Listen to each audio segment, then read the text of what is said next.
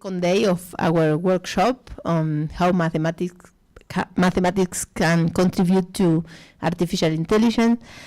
Today we have a special visitor from Uruguay, Mauricio Velasco. It's a pleasure to introduce him. He's working this? Or? ¿Sí? Yes? Okay. Mauricio is a Colombian mathematician, and he did his undergraduate course in Colombia in mathematics, pure mathematics, right?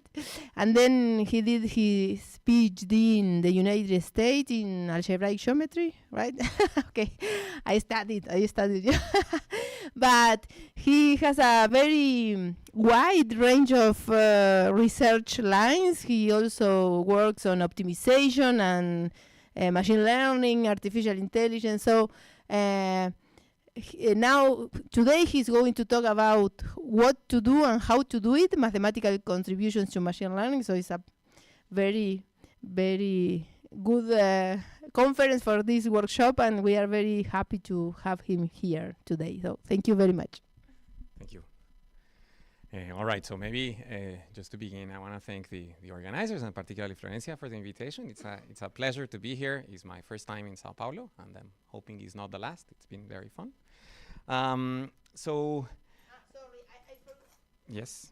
No, I forgot to say that you are now in Uruguay in the Universidad de la República. Sorry, he's a professor there. So That's right. Yeah. So when we got this invitation, all we knew was the title of the workshop.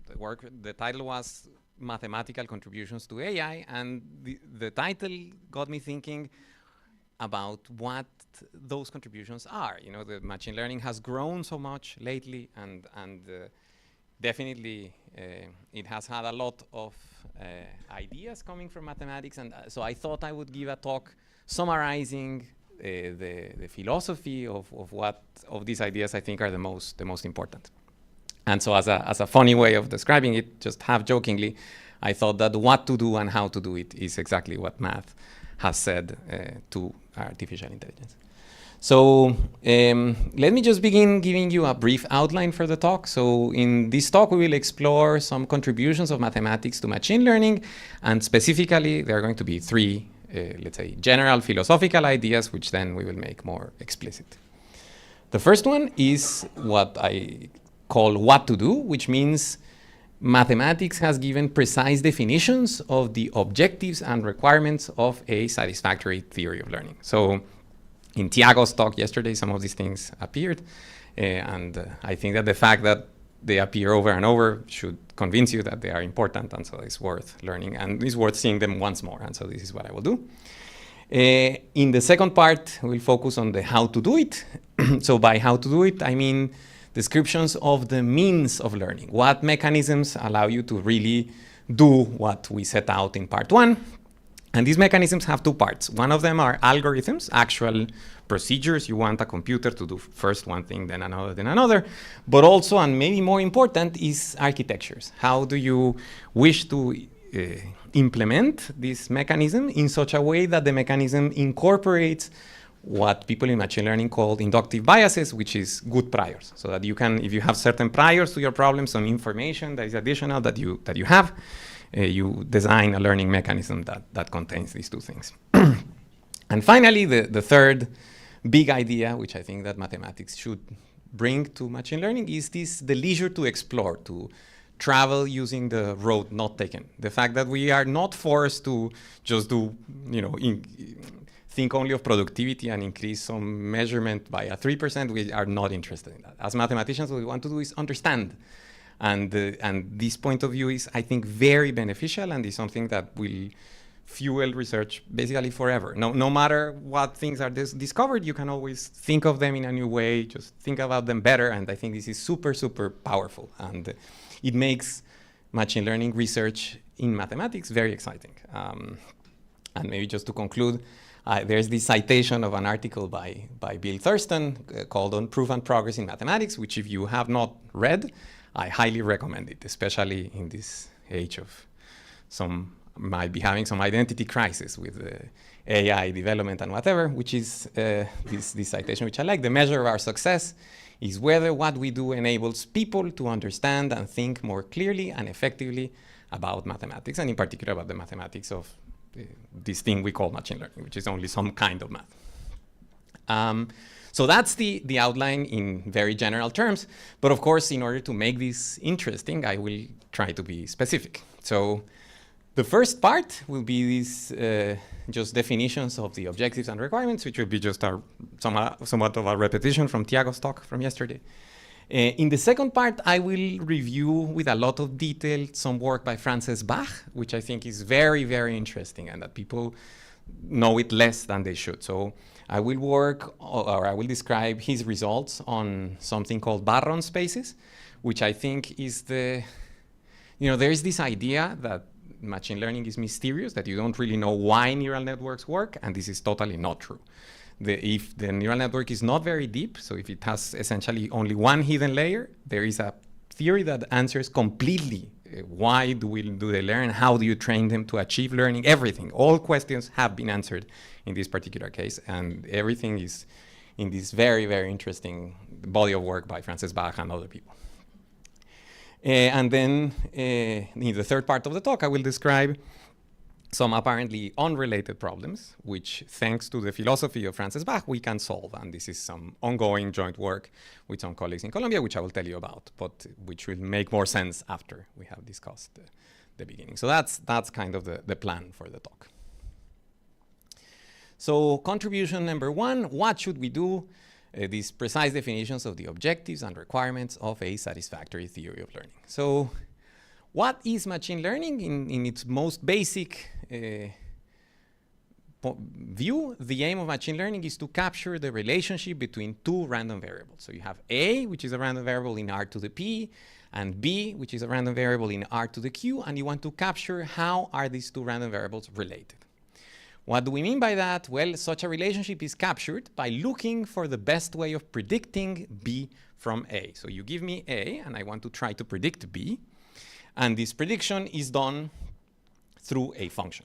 And among all possible functions, I would like to find an ideal, optimal predictor, F star, for which F star applied to A is a best predictor of B. So I call it ideal because it's going to be very, very hard to actually achieve this optimal function. But maybe even before that, we have to clarify in which sense is this function optimal.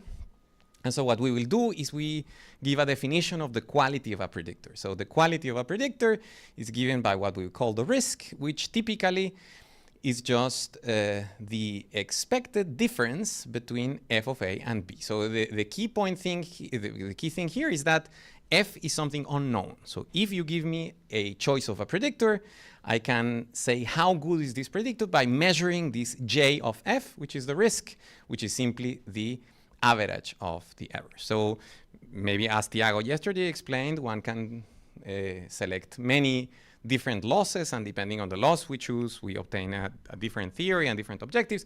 But in this one, I just want to keep this L2 error, which is maybe the simplest one that we can think of, and is what I will use to measure the quality of a predictor. So that's our J of F.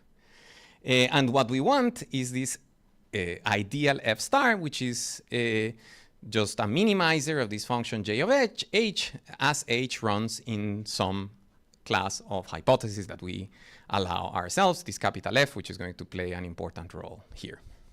So up to here, this seems to be not a very difficult problem. How would you solve it? Well, you simply take the density of the pair AB.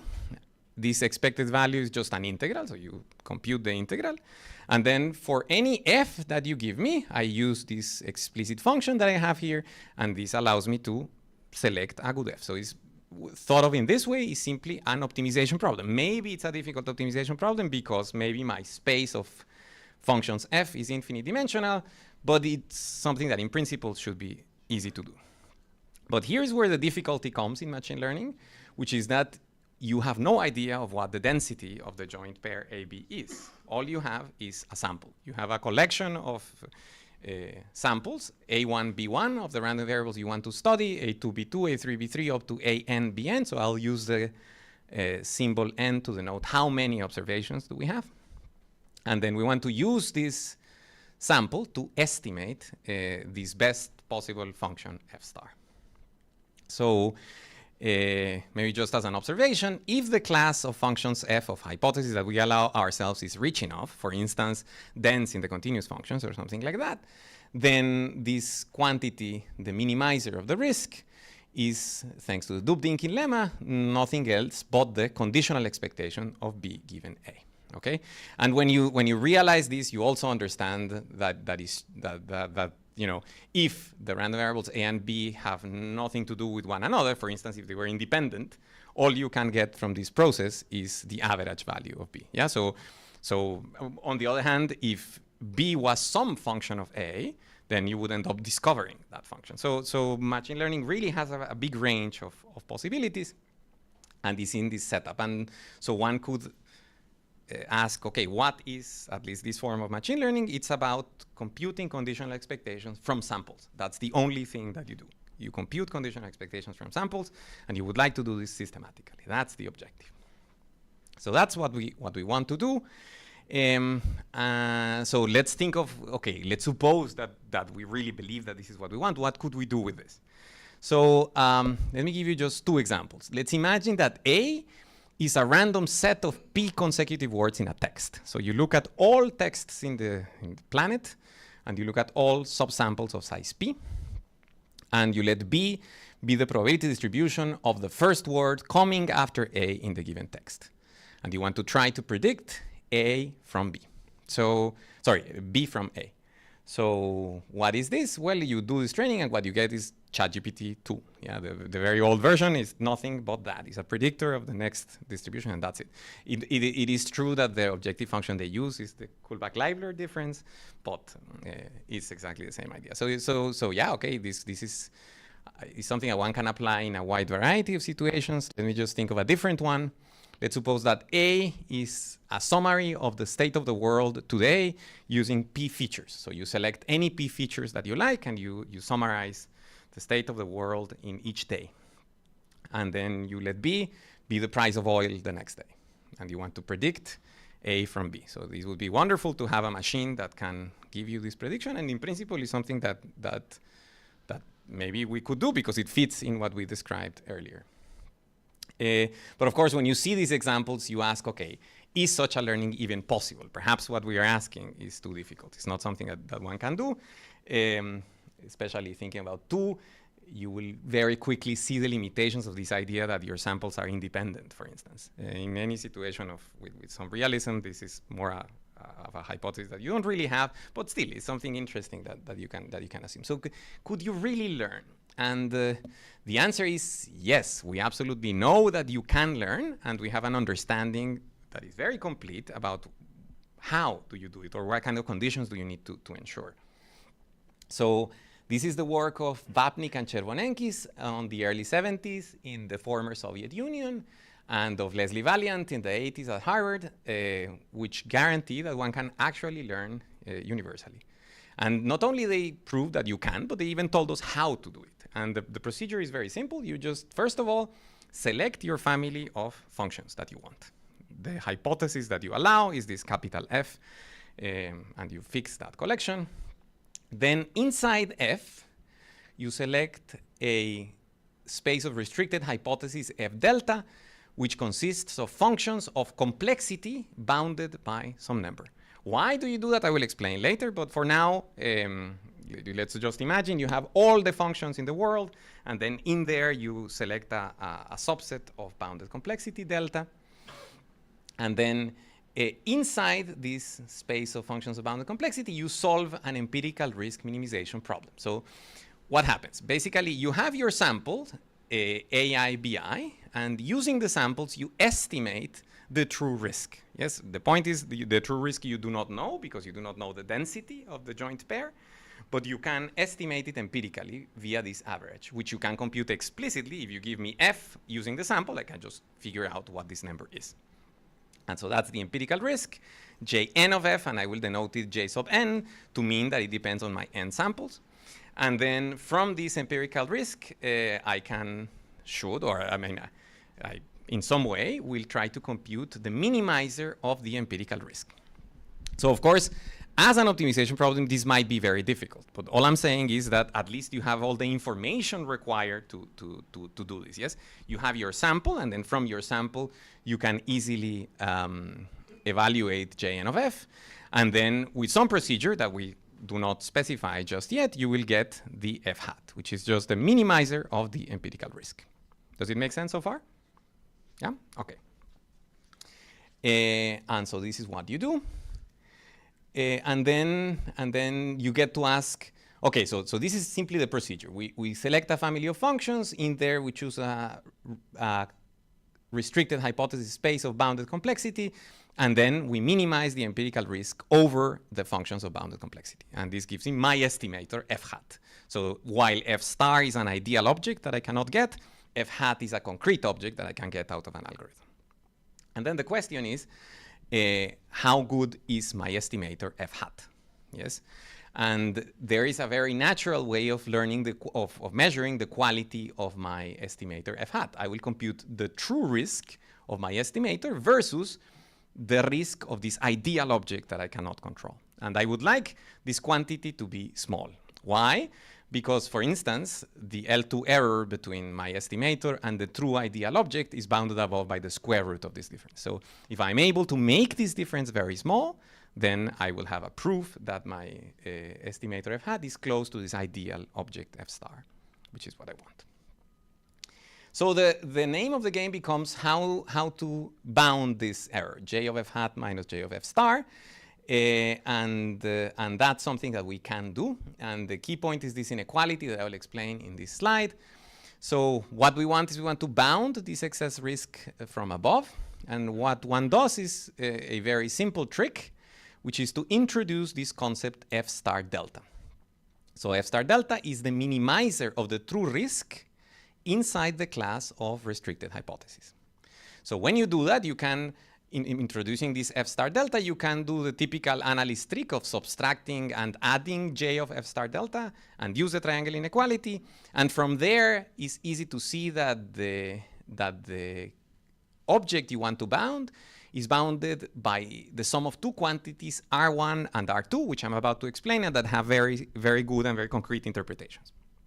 So the first one, R1, is what's called the approximation error.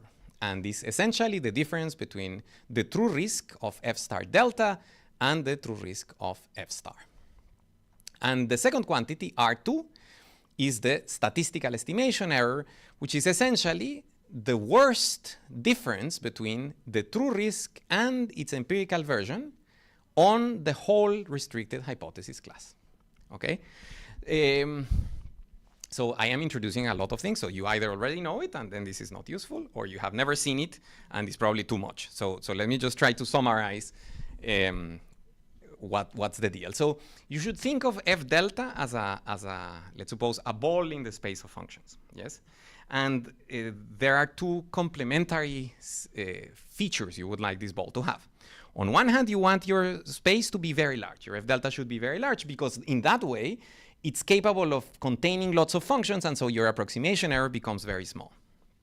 But on the other hand, you want this ball, f star delta, to be small, because in that way, the error between the true risk and its empirical version is uniformly small, because the functions inside your class do not fluctuate too much. Okay?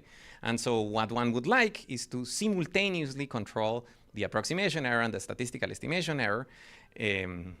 And since these two forces are in contrast, you need to do it quantitatively. You need to somehow find explicit bounds, and then play with the parameters in such a way, or aiming to achieve that both R1 and R2 go to 0. Because if both types of error vanish asymptotically, then the excess risk vanishes, and we get a proof that our learning is optimal within the given function class. Okay, so this is the plan. We construct our f in there. We look at f delta. Then we try to bound the approximation error and the statistical estimation error, and then let the number of samples go to infinity at a certain rate, and that's enough to guarantee our learning. That's the game. Maybe just one little observation. This quantity is random because it depends on the empirical risk, which is in turn random because the observations are. So typically R2 is not quite a number. So what we will discuss during this talk is just bounds on its expected value, but in reality there are also concentration inequalities that allow you to transform those bounds into probability ones. Okay. So what's the conclusion of the first part of the talk? What do we want to do?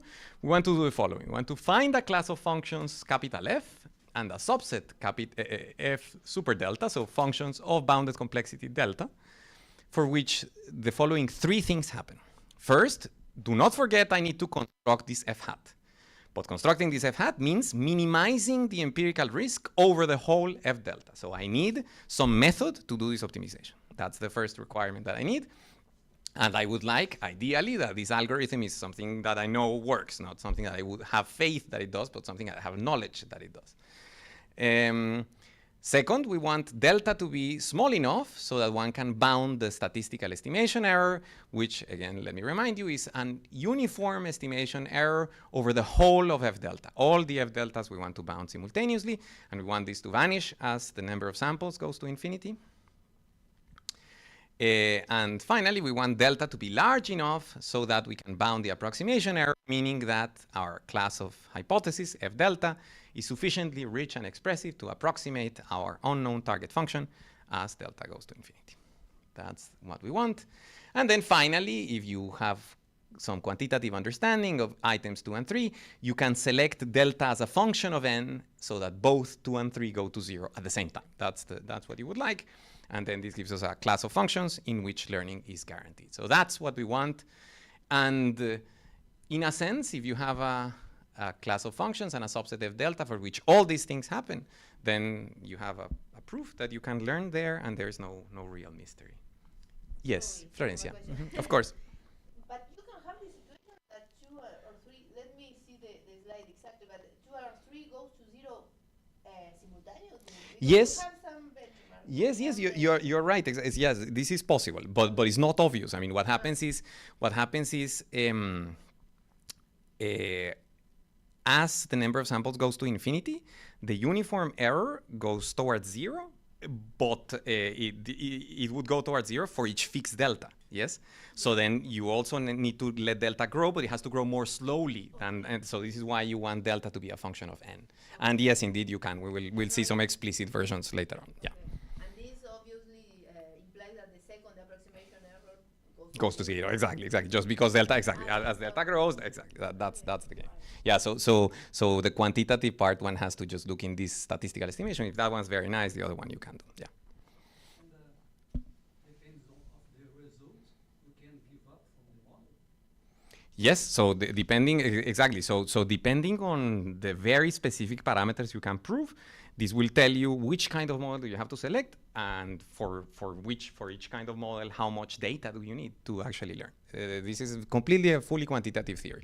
One can say, okay, so the bounds that we will get are somehow independent of the distribution of A and B. So these bounds, because of that reason, are still conservative. One can maybe get something sharper if you have more information about A and B. But if you want something uniform that works for any distribution, then this is basically the best you can do.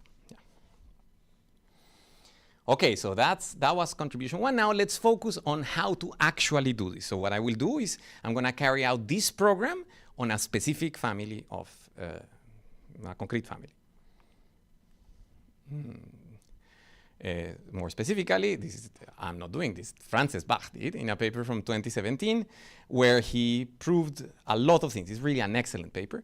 So he introduces these architectures, the so-called Barron spaces, which I will explain what they are, but maybe just as an intuitive level, they are limits of neural networks with one hidden layer, but where the width of the layer is allowed to be as much as you want. So these are limits of one-layer networks. So those are the architectures that we will work on. And maybe a key thing is, okay, yeah, they are limits, but even though they are limits, we will do optimization over them. Yeah, so these are limits, but we will use them very concretely in the same way in which we deal with the real numbers, although they really don't exist, as we were told yesterday. And then, Second, we will discuss explicit algorithms, the Frank-Wolf optimization routines, which work for solving optimization problems in Barron spaces and that are guaranteed with a specific rate to achieve universal learning. So we will really solve this problem in this setting. Maybe just to observe, as it often happens in mathematics, this work is part of a long and illustrious tradition of things. So Sibenko proved the first density theorems in the late 80s. The original work of Barron is from the 90s, and there are many results on the theory of statistical learning by De Vrak, Yorfi, and Lugosi from the 90s, which are precursors, like clear precursors to this work. And that one should know. Okay, so I want to describe these architectures, the Barron spaces. So in order to do that, I first need to understand neural functions, just so that we have a notation that is clear. So for an integer m, we will let sigma from r to the m to r to the m be the ReLU function, which is just the component-wise ReLU. So what this means is you give me a vector of m components, and for each of them, I only keep the positive part. And the stuff that's negative, I make it into zeros. That's what sigma will be in the talk. And then we fix a dimension D and fix a set X inside RD, which is compact. And then on this set X, we will define ReLU neural networks. So what are these ReLU networks? So the ReLU network, or a ReLU network on X, is the restriction to this set of any function which can be written in the form outlined by this diagram. So let me clarify what does that mean. What does this mean? So each of the AIs is what's called an affine linear function. So it basically takes X and maps it to A times X plus B, where A is a matrix of fixed constants and B is a vector of fixed real numbers. So just a standard affine linear map. And then each of these affine linear maps I will compose with the component-wise ReLU. Yeah? And then I will do several layers of this thing, and whatever results from one function I will connect with the next, producing this okay, let's use the word network, this composition of functions, where the intermediate integers, m1, m2, up to ml, is something that we choose. The architecture is simply, it can be anything, just some integers in between. And of course, since I want that at the end the result is a real number, I'll just map r to the ml, whatever ml is, to the reals using a final affine linear map. Okay, so that's what ReLU neural networks are. Just any function that you can write in this way, using as many layers as you want, of as much width as you want. That's what ReLU networks are. But in this talk, I will focus on some very, very special class, which is those that have only one hidden layer. So, and even to be more special, I will select X to be the unit sphere. The layers will look like this. So there's no composition. There's only just one composition here, which is why it's called a hidden one neural network. One hidden layer neural network. And in addition, I will make A and L to be linear. I will remove the translation. They will just be the linear part, okay? So that's what it is. We will apply sigma composed with A and then L. And if you want to write this more explicitly, which is maybe easier, we are really considering only functions of this form. So imagine that your matrix A has rows V1 up to Vn. We will just take the inner product between vi's and x and apply sigma. And then these coefficients ci are simply the entries of the final map L. Yeah, and we just put that together, and so it's expressions of this form. So just linear combinations of ReLUs applied to linear functions of x. This is what we are doing. Where, of course, there is the width of the intermediate layer, m, which we think of as a parameter. We allow m to be big or small, anything that you want. This how many summands do you have is something that you select. Of course, when you write it in this way, you see that these functions, one can normalize them a little bit. So for instance, I can take vi and divide it by its length and put the length outside, because sigma is a positively homogeneous function. And also, if several rows of the matrix A are equal, I can simply put the same sigma Vix and put the coefficients together. So I can just simplify things and write it in this way, where the point is the sum goes over unitary vectors, vectors of unit length, and these coefficients are anything, just some combination. And any function of this form can also be written in this form. I'm not saying anything new. But there's also another way in which I can write this, which I like very much, which is as follows. I'm going to write this sum as an integral with respect to a bunch of deltas. So I'm going to imagine that these constants Ci's are accompanied by the corresponding unit vector Vi, and I'm going to put these deltas. And if I carry out this integration with respect to the Dirac delta, what I get is just the expression on the right. I'm not saying anything new. It's just I rewrite the integral in this way, where now the integral is over the points in the unit sphere V. Okay? So we can write any such function in this way. And this way of writing it is very nice because it makes obvious how do you take limits of these things. How do you pass to having, for instance, infinitely many layers?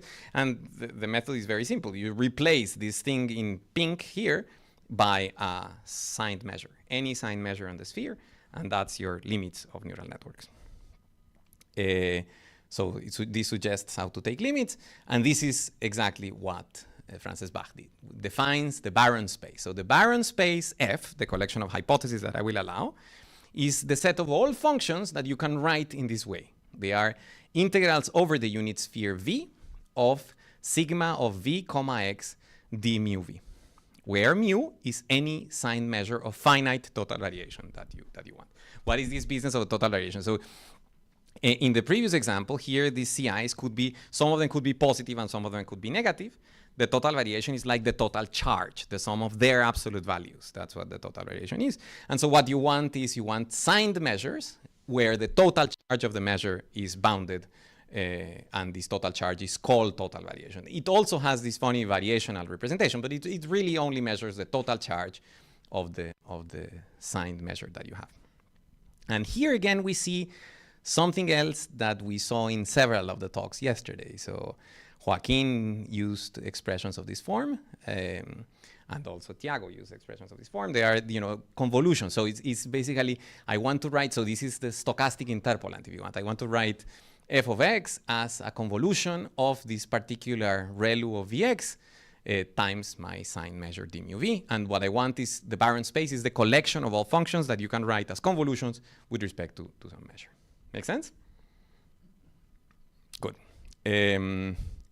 And then something interesting is that this Barron space comes with a natural norm, which is precisely the following. So each function in the Barron space you can write as an integral with respect to many measures in principle.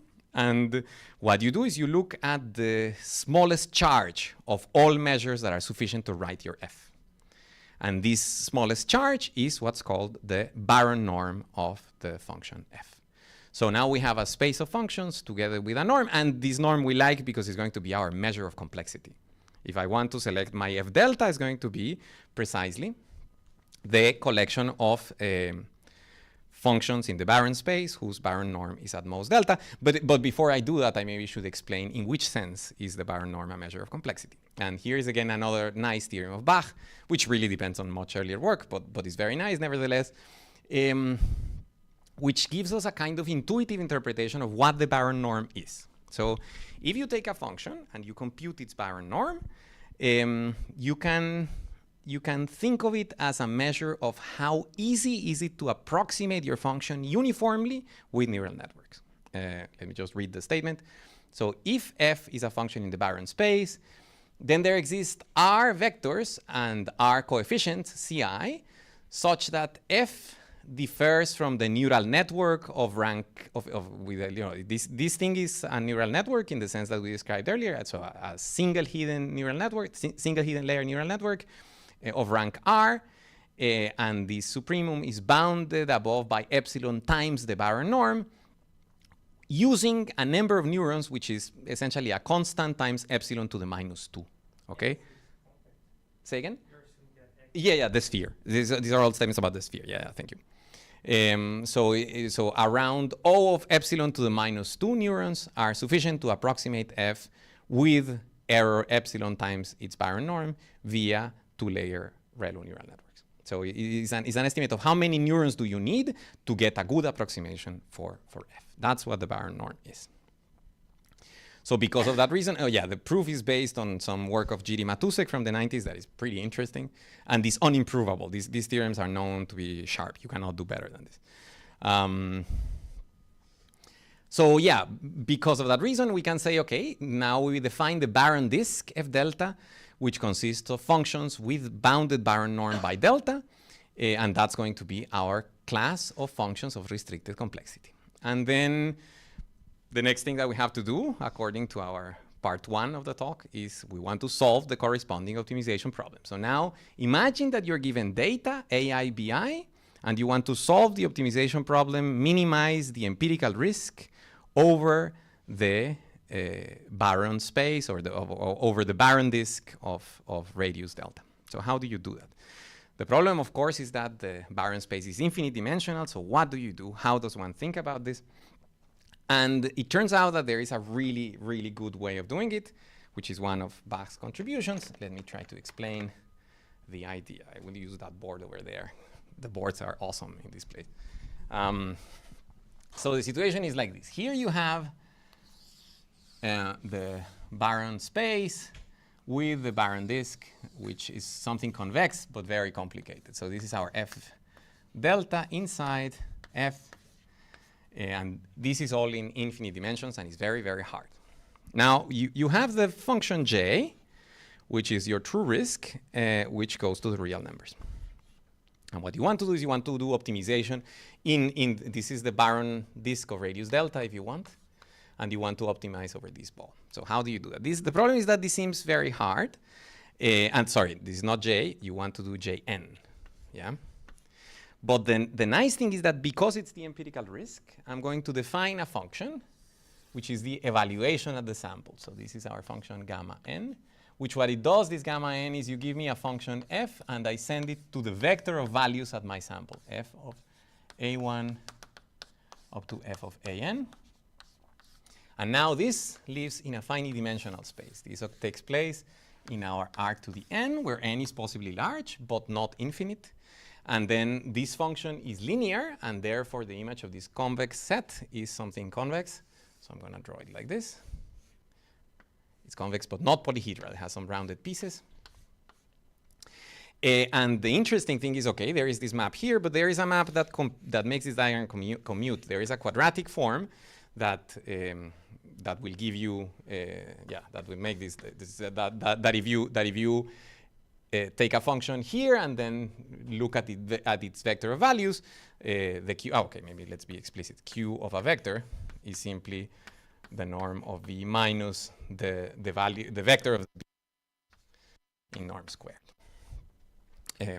And so the point is we have transformed this infinite dimension optimization problem into a finite dimension optimization problem. In fact, it's a quadratic optimization problem over a set.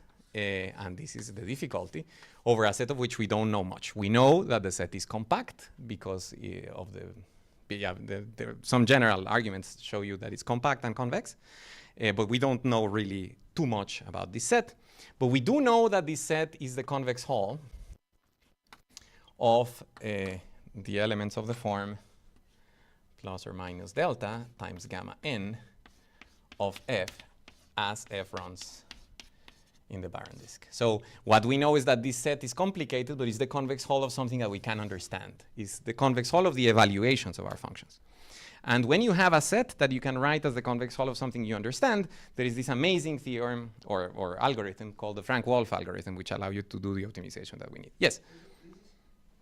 Some ways it's analog to the representative theorem for reducing kernel. Very interesting question. So in the representative theorem, the difference is that you know the basis. In this case, the algorithm will select for us the basis. It will build a representation, but Yeah, but since you're fixing delta, so you have an R. Okay, but it depends on the. Yeah, okay. So it's similar, but it's slightly different. Yes. The features given by the network, but Exactly. So this is even discussed in Bach's paper. So this is a very natural question. So is it an instance of the representative theorem? It's not, because for the representative theorem you know what the basis is, whereas for this you know that exactly it's some infinite dimensional. I mean, it's some not infinite dimensional. At the end, everything ends up being represented by finitely many functions, but you do not know which ones on the outset, and this is the reason why this is very, very interesting and different from the representative. Yeah. So you get this, and okay, so then your problem is now quadratic convex optimization, and then, yeah, there is a remarkable algorithm for minimizing convex functions on compact convex sets, which is called the Frank-Wolf algorithm. So when does the Frank-Wolf algorithm works? Well, you need that the convex set be expressed as the convex hull of some set we understand, so like that. Is conv of some things we understand. Second, we need to be able to solve linear optimization problems over this set, which may be challenging, and we will discuss. And the third thing that you need is that the objective function be convex and L smooth, which is basically it doesn't matter. In this case, we have a lot more than that, and that we can compute its derivative. So if you know that, then you can, via the Frank-Wolf algorithm, achieve the global minimum of Q on K. So let me describe for you this good algorithm. If you don't know it, I think it's something worth learning, and it's super easy. I can explain, and everybody will take the Frank-Wolf algorithm home today. How do we do that? So the way the algorithm works is like this. So we have, let's suppose that you have a convex set that looks kind of like that. Do you guys see what I'm writing or not so much? Yeah? Okay. And then let's suppose that you have your vector B, which is outside, and we want to optimize, we want to minimize the distance from B, which is a convex function, but is definitely not a linear function of B. So we want to find in all this convex set where is the distance to be minimized. And so what you do is you start from a point anywhere that you want, maybe this F0. And the first thing that you do is you compute the derivative. So my objective function is Q. So I'm gonna try to minimize over the F's in my convex set this function Q of F. So we compute the derivative at F naught. This gives me some arrow. So what's the derivative? Because it's the norm between B and F0 squared. The derivative is just twice the vector of differences. So it's going to point in the right direction. It's going to point that way. And then we compute the derivative. This defines a linear function, and we want to minimize this linear function. So where is the minimum of this linear function? Here, right? This is where the minimum of this linear function is achieved. And so that's our next point in the algorithm. Then what I do is I look at the line between F0 and F twiddle, and I walk a little bit along this line. And that's my next iterate, okay? How much do I walk is actually a fixed or a given constant that will evolve over time. So it's a constant, in the first step, I walk a quantity 1 over, or I don't know, 1/2. And then in the next step, it will be 1 or 1/3, 1/4, 1/5 every time I walk, but I walk more and more slowly. That's the thing. So for instance, here I will walk, let's say, to the middle. Good, that's my new thing.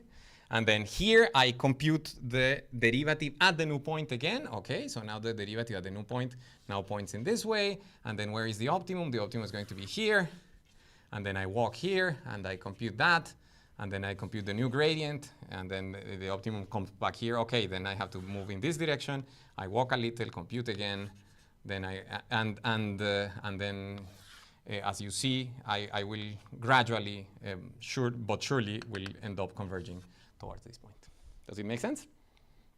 So at every stage, you compute the derivative, and then the derivative gives you a linear function. You minimize that linear function, and that gives you the new point. Then you walk a little bit on that direction and keep repeating and repeating and repeating. And the theorem is that if you do this, you will converge towards the global minimum of the problem. And in fact, Jaggi even gave us a very specific method to do it. So if the rho t, so how much do you walk, is 2 over t plus 1, so you walk every time a smaller and smaller fraction. So your corrections become smaller and smaller. Then you actually converge towards the infimum at a rate which is 2L over t plus 1, where L is this L Lipschitz constant of the derivative, which in our case is like 1 times the supremum, which is something finite because the set is compact. So we actually get to the global minimum, okay? Now, this is a very general thing, but how does this general algorithm look in our case, where we are looking at this convex hull? So the key point is that we need to be able to solve linear optimization problems over that convex set over there, yeah? So if you give me a gradient, let's say y1, y2 up to yn, because remember the gradient have dimension as many as the number of sample points, what kind of optimization problem do I have to solve? And it turns out, okay, Van Wolff-White picture is what I just drew there. And then it turns out that the optimization problem you have to do in Barron space. So to do learning in Barron space, the actual optimization problem you need to do here, to do empirical risk minimization, you can think in the following way. So you get a gradient y at every step. So the gradient, the arrow that you cannot see it in the black. So the white arrows that I was drawing there, that's my vector y. And then once you have fixed y, what you need to do is you want to maximize over the v's in the unit sphere this sum over here. So that's not an easy problem in principle, because you need to maximize over the sphere, which is some nonlinear thing. But Bach proves that, in fact, this is equivalent to a problem that is well known, which is the Hausdorff distance between two zonotopes. So what's a zonotope? A zonotope is a Minkowski sum of segments. So it's a kind of polytope that arises when you sum segments. A typical case is the hypercube. If you take, and maybe just let me draw another typical case so that you understand what I mean. So a zonotope, you simply, a zonotope in the plane, all you do is you specify some segments, maybe that, and you take their Minkowski sum. So let me just maybe do 3 because it's more interesting. So we do that, and then it'll be this and that. That's the Minkowski sum. And then you do that, and so this is the zonotope generated by these 3 vectors. Yes, their Minkowski sum of their segments. And then what you do is you look at which yi's have positive sign, and deselect some data points, which yi's have negative signs, and deselect some other set of data points. Each of these 2 produces their own zonotope, and then what you need to do is measure the Hausdorff distance between the 2 zonotopes. And that's just a way of measuring distance between sets, maybe the universal way of doing it. It's a very standard thing, but you get your 2 zonotopes, and then once you find the direction in which this distance is achieved, that direction is the answer to your problem. Okay, and so Bach observes that this problem has a wealth of polynomial time approximation algorithms and has a whole section on this, but he forgets to observe that in fact the problem is in polynomial time. Because, and maybe that's why he didn't observe, because it's in polynomial time because d is fixed. Although n increases, the dimension in which you're actually working, the dimension where these zonotopes live, is the initial dimension d, where your sphere lives. And so because it's in fixed dimension, one can prove, it's not difficult, we prove it with Tristan and Chiara, that the problem of exactly computing Hausdorff distances between zonotopes is always solvable in polynomial time. Where L, of course, is not such a great polynomial in the sense that it depends exponentially on the dimension d, but nevertheless, it's in polynomial time. So we can solve, the conclusion is the empirical risk minimization can be solved. So let me summarize where we are going so far, because there's lots of stuff. So let's suppose that one is completely lost. This is a good time to kind of reconnect with what's happening. So we have this function space F, which is the Barron space. Barron space is this infinite dimensional space consisting of functions that you can write as convolutions of ReLUs with signed measures. Now, this space has a nice norm, the Barron norm, which measures the complexity of your functions in the sense that it measures how difficult is it to approximate them with neural networks. And then this allows you to look at the collection of functions with restricted complexity, which is this Barron disk that is drawn there. although it's drawn in 2 dimensions, it actually is in infinity dimensions. And then given data pairs, we know how to do empirical risk minimization and find our hypothesis f hat. Yeah, why? Because we do Frank-Wolf algorithm, and at each stage of this Frank-Wolf algorithm, we compute this distance between sonotopes. So we put everything together, and this story tells us how to do, or how to at least solve this empirical risk minimization. But of course, as we already saw in the first part, this is by no means the end of the story. It's just the beginning. You need to ask, is it good? How good is it, this learning that we made? Let me just remind you, how does one measure that? Well, you need to compute the difference between the true risk of the hypothesis you learned, of the f hat that comes out of this complicated procedure, versus the true risk of the ideal thing. And you want to show that that goes to 0. Which again, this quantity is bounded by the sum of 2 things. One is the approximation error, and the other is the statistical estimation error. And so what we will do now is try to understand the approximation error and the statistical estimation error in the case of the barren disk and the barren space, beginning with statistical estimation.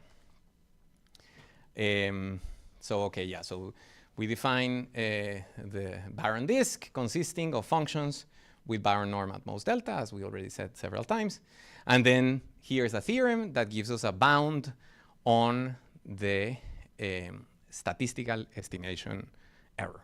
Okay, so maybe just because, so what is it that one is doing? So J is this risk, which is an expected value, and Jn is its empirical version. So if we were just looking at one function, then we know by so many reasons, the central limit theorem or whatever, that this thing has to go to 0 as then goes to infinity.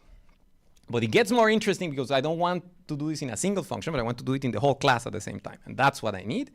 And so what one would like is to bound the expected value of the supremum. And it turns out that there exists a constant g such that this expected value is at most delta, which is the radius of the ball, things that we don't care about divided by square root of n. Okay? So that answers your question from the beginning, Florencia, that indeed delta can grow to infinity while at the same time making sure that this thing goes to 0, as long as delta doesn't grow faster than the square root of n. So that's how the solution is going to occur.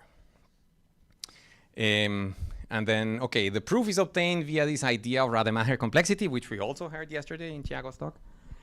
Is very, very nice idea, originally due to, again, Russian mathematicians, Kolchinsky and Panchenko, and then popularized in this book by Bartlett and Mendelssohn from 2002. And this is the first ingredient, and the other one is the fantastic Ledoux-Talagrand contraction inequality from 1988. And the combination of these two things trivializes. This is trivial. Once one realizes that these are the tools to do it, and you can use it in a million different circumstances. This is well understood by now, and it's really easy. So about Rademacher complexity, is just a much better version than Vavny-Chervolenki's bounds. Is what one should learn. As a, if you want uniform limit theorems, the way to go is Rademacher complexity. It's easy and it works very, very well. And so that settles the statistical estimation error. So the only thing that we have to do now is the approximation error. So maybe as a general theorem that is easy but is true, the barren space is dense, uniformly dense in the continuous functions on the sphere with a uniform norm, and so that's very nice. But in fact, one can say something more precise. Let's not try to learn all continuous functions at once, but rather we will split continuous functions according to their Lipschitz constants. Of course, there are continuous functions that are not Lipschitz, but let's ignore those. And we look at continuous and Lipschitz functions and split them according to the Lipschitz constant. So if the Lipschitz constant is L, then such a function can be approximated by functions in the barren space F delta at this rate. Where maybe this is complicated, so let me just summarize it. The point is the error is O of delta to the minus 2 over d plus 1. So it's like a polynomial in the denominator on delta. So as delta goes to infinity, at any rate, this thing is going to go to 0. So the only thing that we need to do is make sure that the disk grows at any speed. It will capture things. And this inequality is cool because it says that it captures all L Lipschitz functions at the same time. So maybe, yeah, this could be interesting for later, I think. Better approximation rates are available if we impose smoothness conditions on the target function because they impose limits on the Barron norm. This is super cool, actually. The way that they do it is, again, with this stochastic interpolation sort of game on the sphere, where things work much better because you have harmonic analysis that makes everything trivial, basically. How does this constant CD depends on D? I mean, is it horrible or? No, it's bad. Yes, no, the dependency on the dimension is always painful. Yes. Yeah,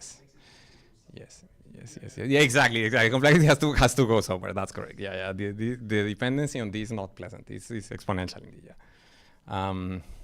But you can get some pretty explicit formulas. You can understand pretty well, but it's not pretty. That's the, yeah. And of course, there is this thing which is very interesting and special, which is that the speed at which you approximate things depends on their Barron norm. It's something that we discussed already at the beginning, that Barron norm is a measure of complexity because it tells you how well do you approximate, but it really answers the problem of approximation error. So if your target function has some decent Barron norm, then this whole process works much better. That's important. This is the main point of the article was that this architecture is sort of dimension independent, and this dimension independent, this breaking the curse of dimensionality, is really about these inequalities that it can approximate pretty well. Due to features of the target function of this f star. If you somehow know that the ideal f star is simple in some sense, then you will catch it quickly. That's what this is saying. So conclusions. Let us summarize what we did. So how does one do machine learning? Here's one answer. So we define f to be the Barron space and define f delta to be the Barron disk of radius delta. Then you do empirical risk minimization with global optimality guarantees via the Frank-Wolf algorithm. Then you obtain bounds on the statistical estimation error of the form O of delta over square root of n via Rademacher complexity. And finally, you know that as delta goes to infinity, the approximation error goes to 0, for instance, uniformly on functions with a given Lipschitz constant. So that's all something very positive. So for instance, setting delta n equal to n to the fourth guarantees that both bounds go to 0, answering Florencia's question from the beginning. Okay, how am I doing on time? You have 5 minutes, 5, okay. 10 minutes. Good, excellent. So in the last part of the talk, we will use some of the ideas we have surveyed to solve something that looks completely unrelated and is ongoing joint work with Tristan Bogart and Juan Andres Valero. Yes? When you try to generalize this for more layers, what's the difference? Oh, everything is complicated. So there is some work by this group in Princeton. They call them flow spaces. And the problem is that one uses very heavily the linear structure, the fact that things are... So for instance, to get approximation error bounds, what you use is the fact that the map that takes a function and integrates it with your measure basically goes from the sphere to the sphere and is a linear map. And you use the fact that a linear equivariant map decomposes into harmonic components, and that gives you everything. So once you replace that by a nonlinear function, you don't know even how to start. So there's definitely some serious work trying to extend this to more layers, but it's very much not complete. Yeah. But there is, for instance, related with what you do, there is these people that do neural operator learning in partial differential equations that build layers of exactly what and it should be something analogous to what they do, but their theorems are still weak. The results are spectacular. It works very well, but the theory is still very far behind. So okay, so what now? Okay, let's forget about this other thing and let's begin again. So with a definition. So let D inside Rn be a closed and convex pointed cone. So what this means is we are working in some finite dimensional space, and here we took a cone convex cone that we like, which is compact and convex. That's our cone, and we're going to call this cone D. And then in there, we are going to say, or rather not in there, but a function that takes D as a domain and takes values on the reals, and is going to be completely monotone if it satisfies the horrible thing there, which is, it says basically that if you take any k directions inside the cone and you compute the directional derivatives in these k directions successively, the result is always a number, but this number alternates sign. If you do it once, it will be negative. If you do it twice, it will be positive, and so on. So let's focus on the very simple case in which the cone is just the positive real numbers, and let's see what we get. So just to understand the definition. So if D is the positive real numbers, then a function whose domain is the positive real numbers is completely monotone if the function itself is positive. So if you do this 0 times, you get something positive. If you differentiate once, you get something negative. If you differentiate twice, you get something positive. If you differentiate 3 times, you get something negative, and so on. So in words, we're talking about positive, decreasing, convex, and other things that we don't know even how to name functions. This is the kind of functions that we want. Let me just show you some examples. So all these functions have those features. The reason that I showed you is just so that you see that it's not obvious at all that they have this feature. Yeah, this one comes from some stuff that physicists do that I will explain now. And here are the pictures of the functions. So they are positive, decreasing, convex. But even in the positive, decreasing, convex, they are pretty different from one another. They have really rather different behavior. It's a class of functions that is pretty expressive. And then they are called CM functions, completely monotone functions, and appear in many, many, many settings. So let me give you a list of situations where these functions appear. Maybe the first time that I saw this is in mathematical finance. In some part of my life, I used to do mathematical finance, and my specialty was credit derivatives. And it was about trying to predict when, for instance, countries will default or things like this. Yeah. So you have this function, which is NT, which is a counting process for the number of tragic events that have occurred up to time t.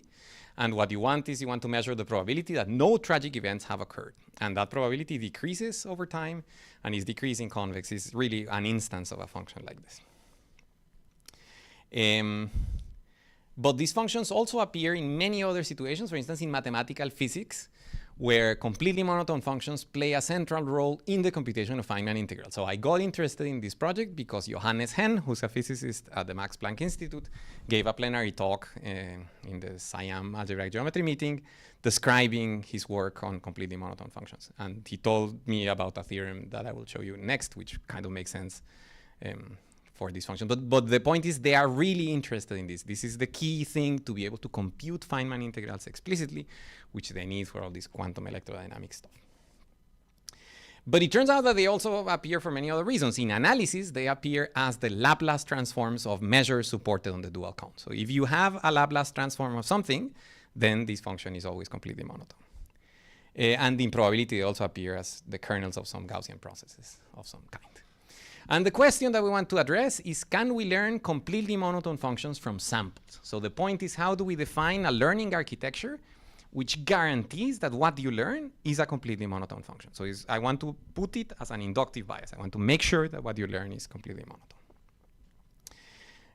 So more precisely, we assume that there is an unknown completely monotone function, and we want to learn it from a noisy sample of its values, which is really the problem that physicists can solve. They can sample with a lot of computers these completely monotone functions at places, and they want from these samples to build the whole function, and this is what they need. 1 minute, excellent, okay. So the key point that will connect this with the previous thing is that Choquet has shown that a function is completely monotone if and only if it can be written like this. Is the integral over the dual of e to the minus yx d mu y, which I have suspiciously painted in pink so that it makes you think of the previous one. Yeah. So this is obvious. We define the Laplace Baron space as the functions which can be written in this way. There is a Laplace Baron norm, which is the smallest total variation of these representations. the Laplace Baron space contains the Choquet cone, and then everything is essentially identical to the setup of Frances Bach. We can define empirical risk minimization over this Laplace Baron disk and use and define a Frank-Wolf algorithm where the interesting thing is the steps are no longer Hausdorff distance between zonotopes, but rather funomial optimization problems, a class of optimization problems that are super cool, like sums of exponentials, and one can solve that. So if you can solve that, this will give you the one step. The algorithm has guaranteed convergence, and then one can prove statistical estimation bounds. Again, you use Talagrand's inequality and Rademacher complexity and kill the problem. And the approximation theory, this one's still weak. We are working on it because there are some complications, but we expect that we should be able to do it. And putting this together, we get a guaranteed learning, something that shows that it's possible to learn functions in the Laplace Baron space of a convex cone from samples. And the speed of learning is controlled by the corresponding Laplace Baron norm. Let me just show you very quickly a very simple example. I don't know how to do this, maybe that, yeah. So it's something that Juan Andres did. So so I'll show you, you have, for instance, two samples and they're trying to learn the function, and the red dots is what the thing learns, and the blue thing is the truth.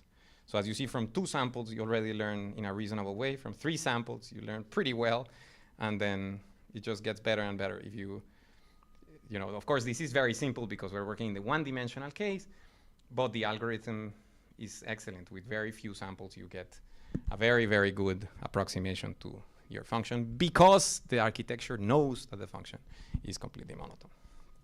Okay, and now my final slide. How do I make this full screen? I don't know. Oh, me neither, but okay, maybe I don't need to. We'll just do it like this. Maybe zoom there. Here, zoom automático. Tamaño real, ajustar. No, I don't know. Yes, could I? Oh, thank you. Perfecto. Gracias. So, okay, so conclusions. In the talk, we have explored some contributions of mathematics to machine learning. First of all, what to do, precise definitions of the objectives and requirements of a good theory of learning. Second, how to do it, descriptions of the means for learning, both algorithms and architectures, as captured by Baron spaces. And finally, let us not forget that the leisure to explore, to travel using the road not taken, aiming towards understanding and not improvement. So with that, thank you.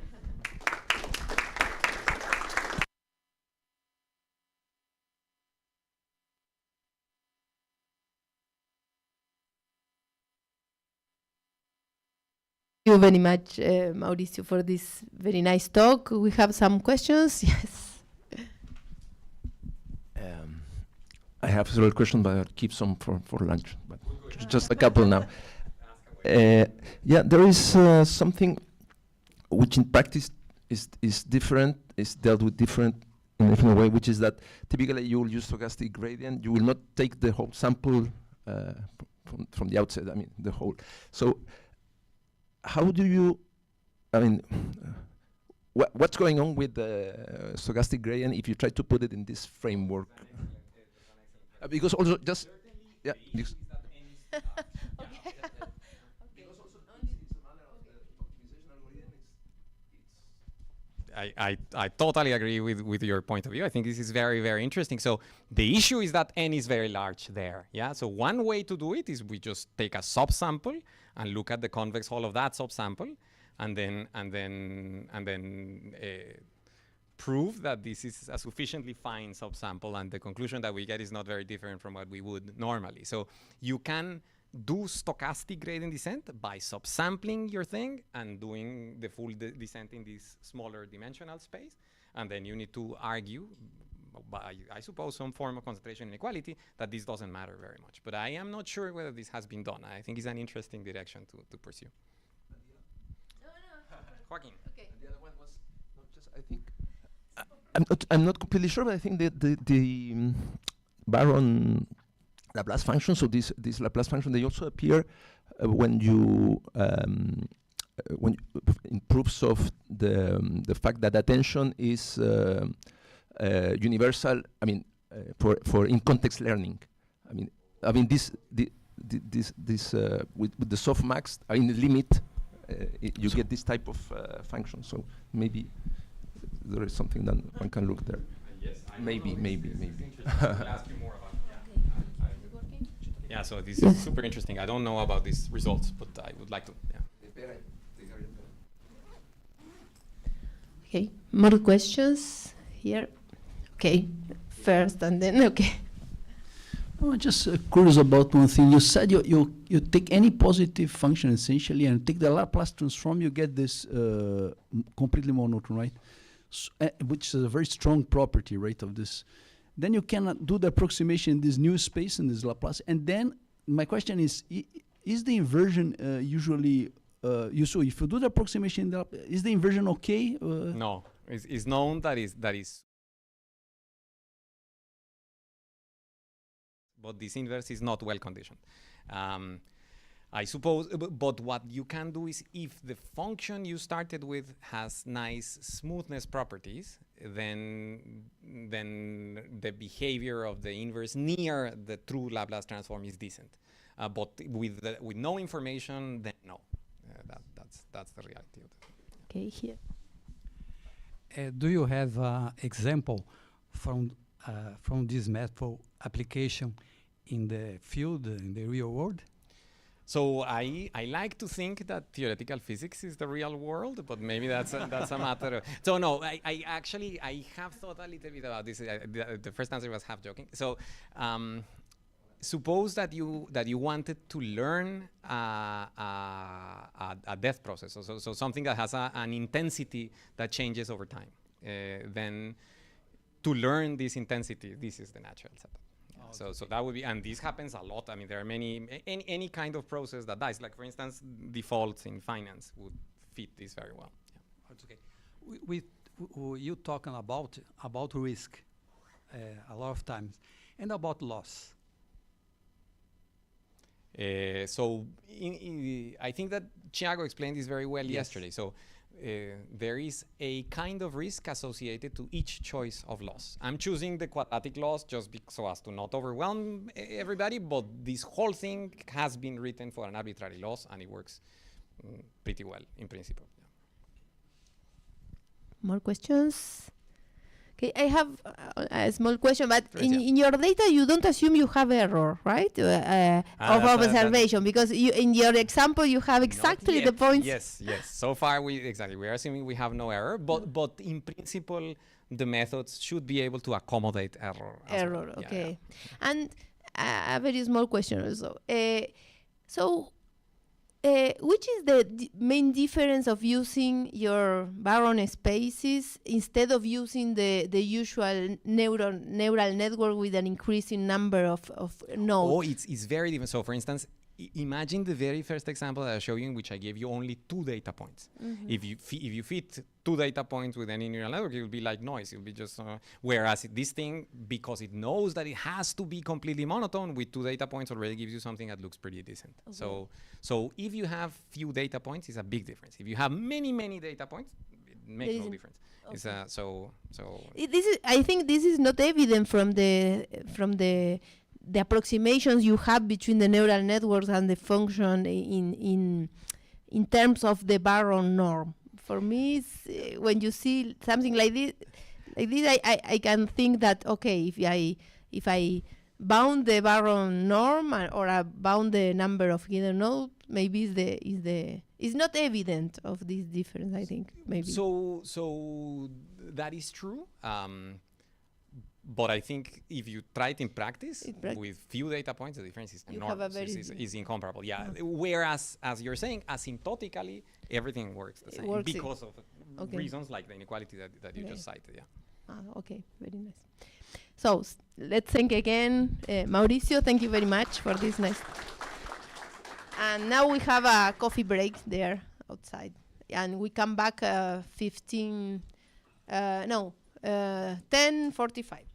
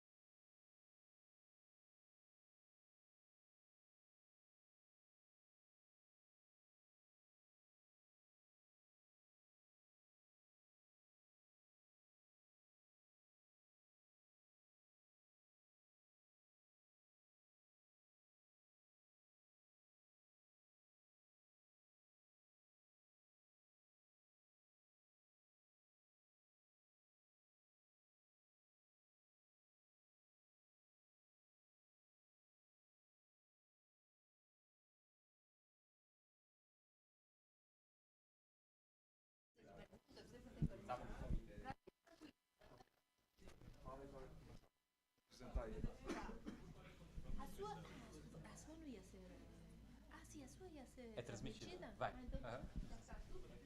Quando quiser, pode. Tem que usar o microfone. Eu vou apresentar ele. Olá, olá. Todo mundo ouvindo? Can you all hear me? Okay. So I'm going to read something. I know Rafael for more than 10 years, but I'm going to read something that I prepared here. So Rafael Sbicki is an associate professor in the Department of Statistics at the Federal University of São Carlos, UFSCar, as we know it, where he has been for about 12 years. Is that correct? Okay. He's earned his PhD in statistics from Carnegie Mellon University, which is one of the top universities in our field, like statistics, Bayesian statistics, machine learning, whatever days. And in 2014, after completing his undergrad degree and master's degree here at the University of São Paulo, his research spans machine learning, astrostatistics, the foundations of statistics, Bayesian inference, and non-parametric inference, with recent work focused on uncertainty quantification. He's also the author with Thiago Mendonça dos Santos, a professor from my institution, of the book Aprendizado de Máquina, uma abordagem estatística, like machine learning statistical approach. You have an English version? No. Okay. And he holds like a CNPq research fellowship, which is some very high degree and it's fellowship we have in Brazil. Rafael. Okay, so thanks a lot for the introduction, Egberto, and thanks for the invitation, Florencia. It's a pleasure to be here. So, as Egberto said, I was a student, an undergrad student here, and then a master's student. It's been some time. I haven't been to IME, but it's always nice to come. And in fact, when I was here, this building was being built. I think it was completed in in the last year I was here. Or something. Okay, so today, instead of focusing on a single paper and being very technical and going over the details, I decided instead to discuss some topics related to uncertainty quantification, which is one of the topics that I've been interested on in the last many years. And I'll give a biased view about uncertainty quantification, which is focused on the things I've been doing. And I think that somehow resonated better with the goal of the event, which is to talk about math in AI. So feel free to stop me if you have any questions at any time. Okay. So as we all know, AI has gone through several revolutions over the years, and the last one was impressive with LLMs. But there were many revolutions, and every time these methods are getting better and better. And here I'm specifically interested in supervised learning, which fortunately Mauricio described in the talk before, but it's the problem of classifying things, of predicting something. So a classical example is this problem of trying to figure out which disease a patient has. You can take blood exams, you can do MRIs or other exams, and based on this you want to classify this patient has this disease or the other disease, etc. And to give some notation, we have n people in your data set, for instance, or n instances. So there are n rows. X are the features, or the covariates, as they are called in statistics. They are the quantities we are going to use to predict something different, which is y, that's the label or the response variable. So in my example, y is the disease of the patient, which disease the patient has, and x are the characteristics you know of that patient when you are trying to make this prediction. And you have a data set where you know both x's and y's, and the goal is to create a function g, which I think was called f in the last talk, right? That is going to be applied in the future to m new patients, and you want it ideally to recover the labels associated to these patients, the responses, with high probability in some sense. That's the goal of supervised learning. Okay, so creating good prediction functions, how you choose the best G.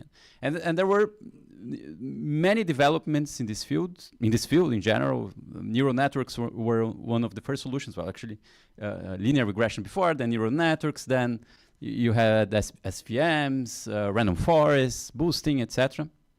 And different methods work better in certain situations, etc., etc. But there are problems that are intrinsically hard. And that's a very famous example, the dog versus mop example. And it's clear that some are dogs, it's clear some are mops, but there are some that I have no idea. And the reason here is because the same X, the same image in this case, is compatible with different Ys. This could be either a dog or a mop. The X doesn't characterize Y. It's not a deterministic function. And that's the case in most applications, in fact. It's not deterministic. So another example here, you have twin sisters. You have I don't know, let's say you have a health insurance company and you want to figure out how much a person is going to spend on doctors, medications, etc. in a given year. And then you have two twin sisters. So they have, let's say, the same height, the same weight, they live together, they went to the same university, etc., etc. All covariates you have associated to these twins are the same. But it's not because they are the same that the outcome is going to be the same. It might be the case that one is run over by a car, or the one, sorry, it's not or I don't know, it has the person has a heart attack or something, and the other one does not. So it's not because they have the same features that they're going to have the same response. And that's kind of obvious, but it has huge implications in practice. And this uncertainty you have that comes from the fact that X doesn't characterize Y is what's usually called aleatoric uncertainty. It's the intrinsic randomness of the problem. It's the fact that X doesn't characterize Y. There are other factors that you can't measure that define what you're trying to predict. And one way of characterizing this aleatoric uncertainty from a probabilistic perspective is through the conditional distribution of Y given X. Okay, so that's that. I'm just discussing continuous variables, but much of what I'm going to talk about today actually also applies to discrete variables. So one example in this context of a health insurance company, you have a person who is not healthy at all. So like he eats junk food, he doesn't exercise, and he also doesn't go to the doctor to do checkups or anything like that. So the distribution associated to how much this person is going to spend on a given year is huge.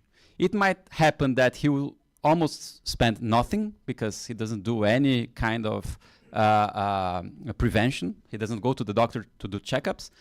So there's a high chance he's not going to spend a lot, but there's a decent chance that he's going to spend a lot because he might have a heart attack, even though he's young. So if you were just summarizing this curve with one prediction point, a point estimator, you'd lose a lot of information.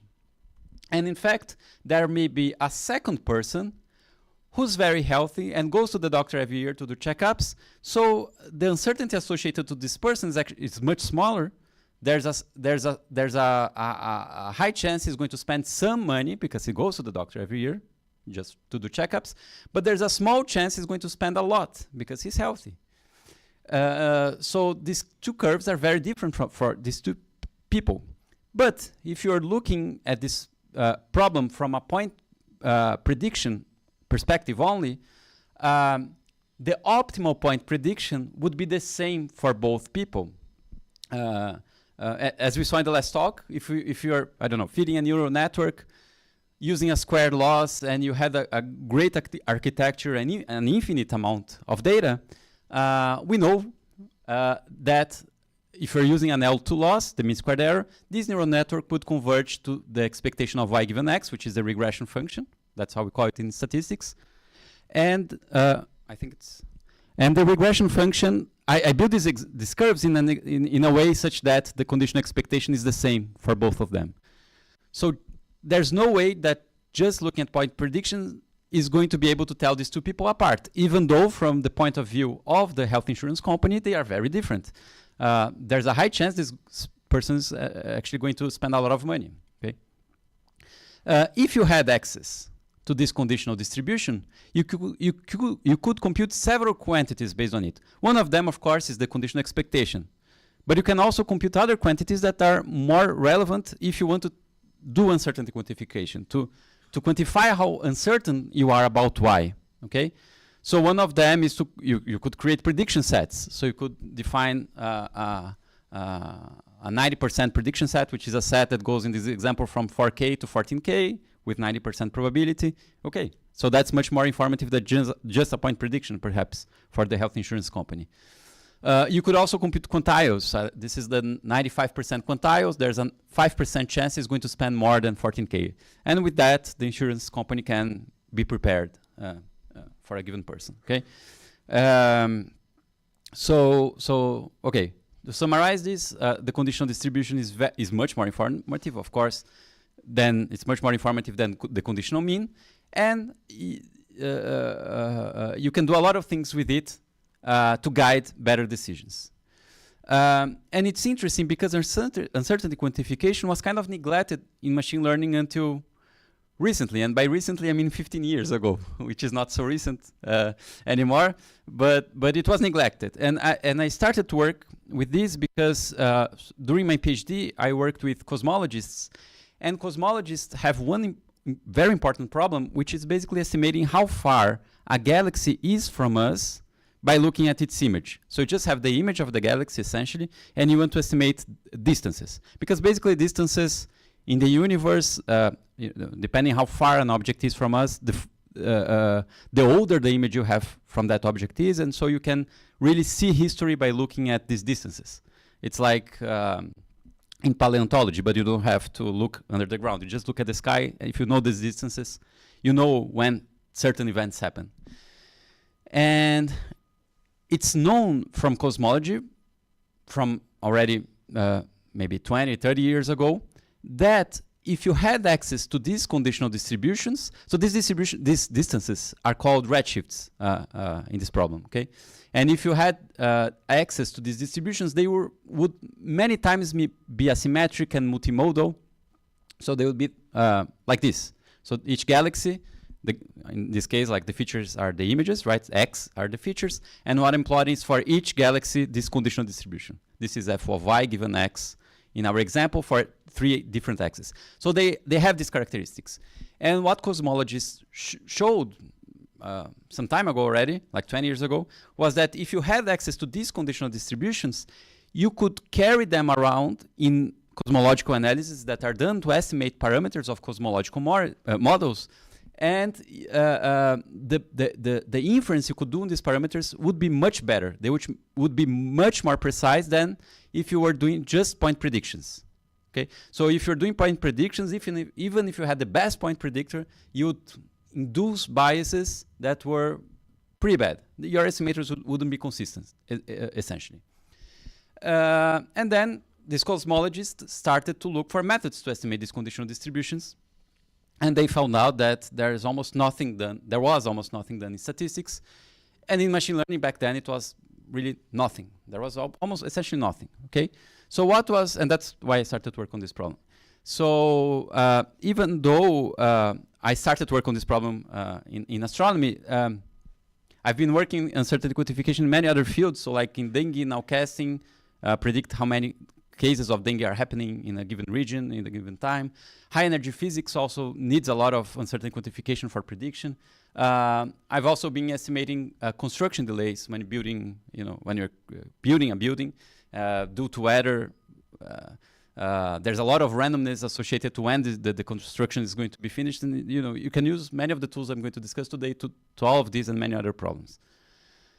Okay, so the first part of the talk is how we estimate these conditional densities. So you can't really compute them. It's not something that is given, right? You have to estimate it somehow.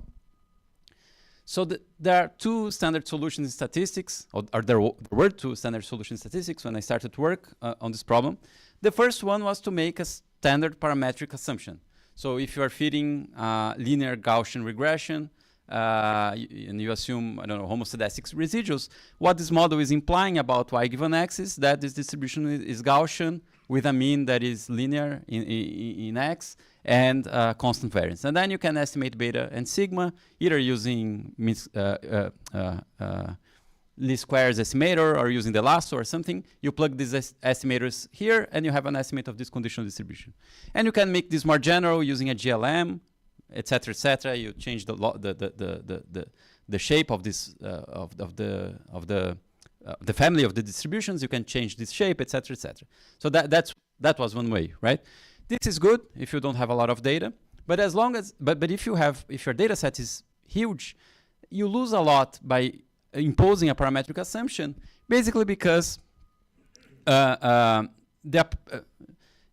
you have a lot of data, you won't benefit from decreasing the bias. At some point, of course, if the distribution is not normal and you're assuming it's normal, you won't lose, you won't learn something with, I don't know, millions of data points.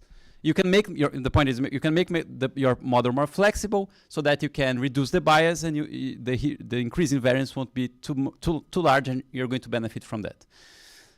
There were also non-parametric estimators, and pretty much all of them were based on these kernel smoothers, so not that I Watson type estimators.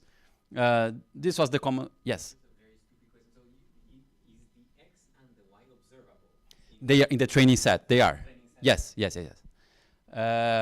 So these kernel smoothers were also standard, but kernel smoothers have their own problems. One of the problems, for instance, is that the bandwidth you choose, they are very sensitive to the bandwidth you choose for each covariate. And in some of these problems, the bandwidth is very important to be chosen. So if you have irrelevant covariates, you want the bandwidth to be large so that they don't matter in the estimator of the density. And these methods, at the time I was working on them, either they were too slow from a computational perspective, you couldn't apply them to millions of galaxies, like in the data sets we had, or they didn't work at all. They were pretty bad. And astronomers came up with their own solutions, which were actually very smart. They had very good solutions. So during my PhD, I worked with this problem. We proposed some methods based on reproducing kernel Hilbert spaces.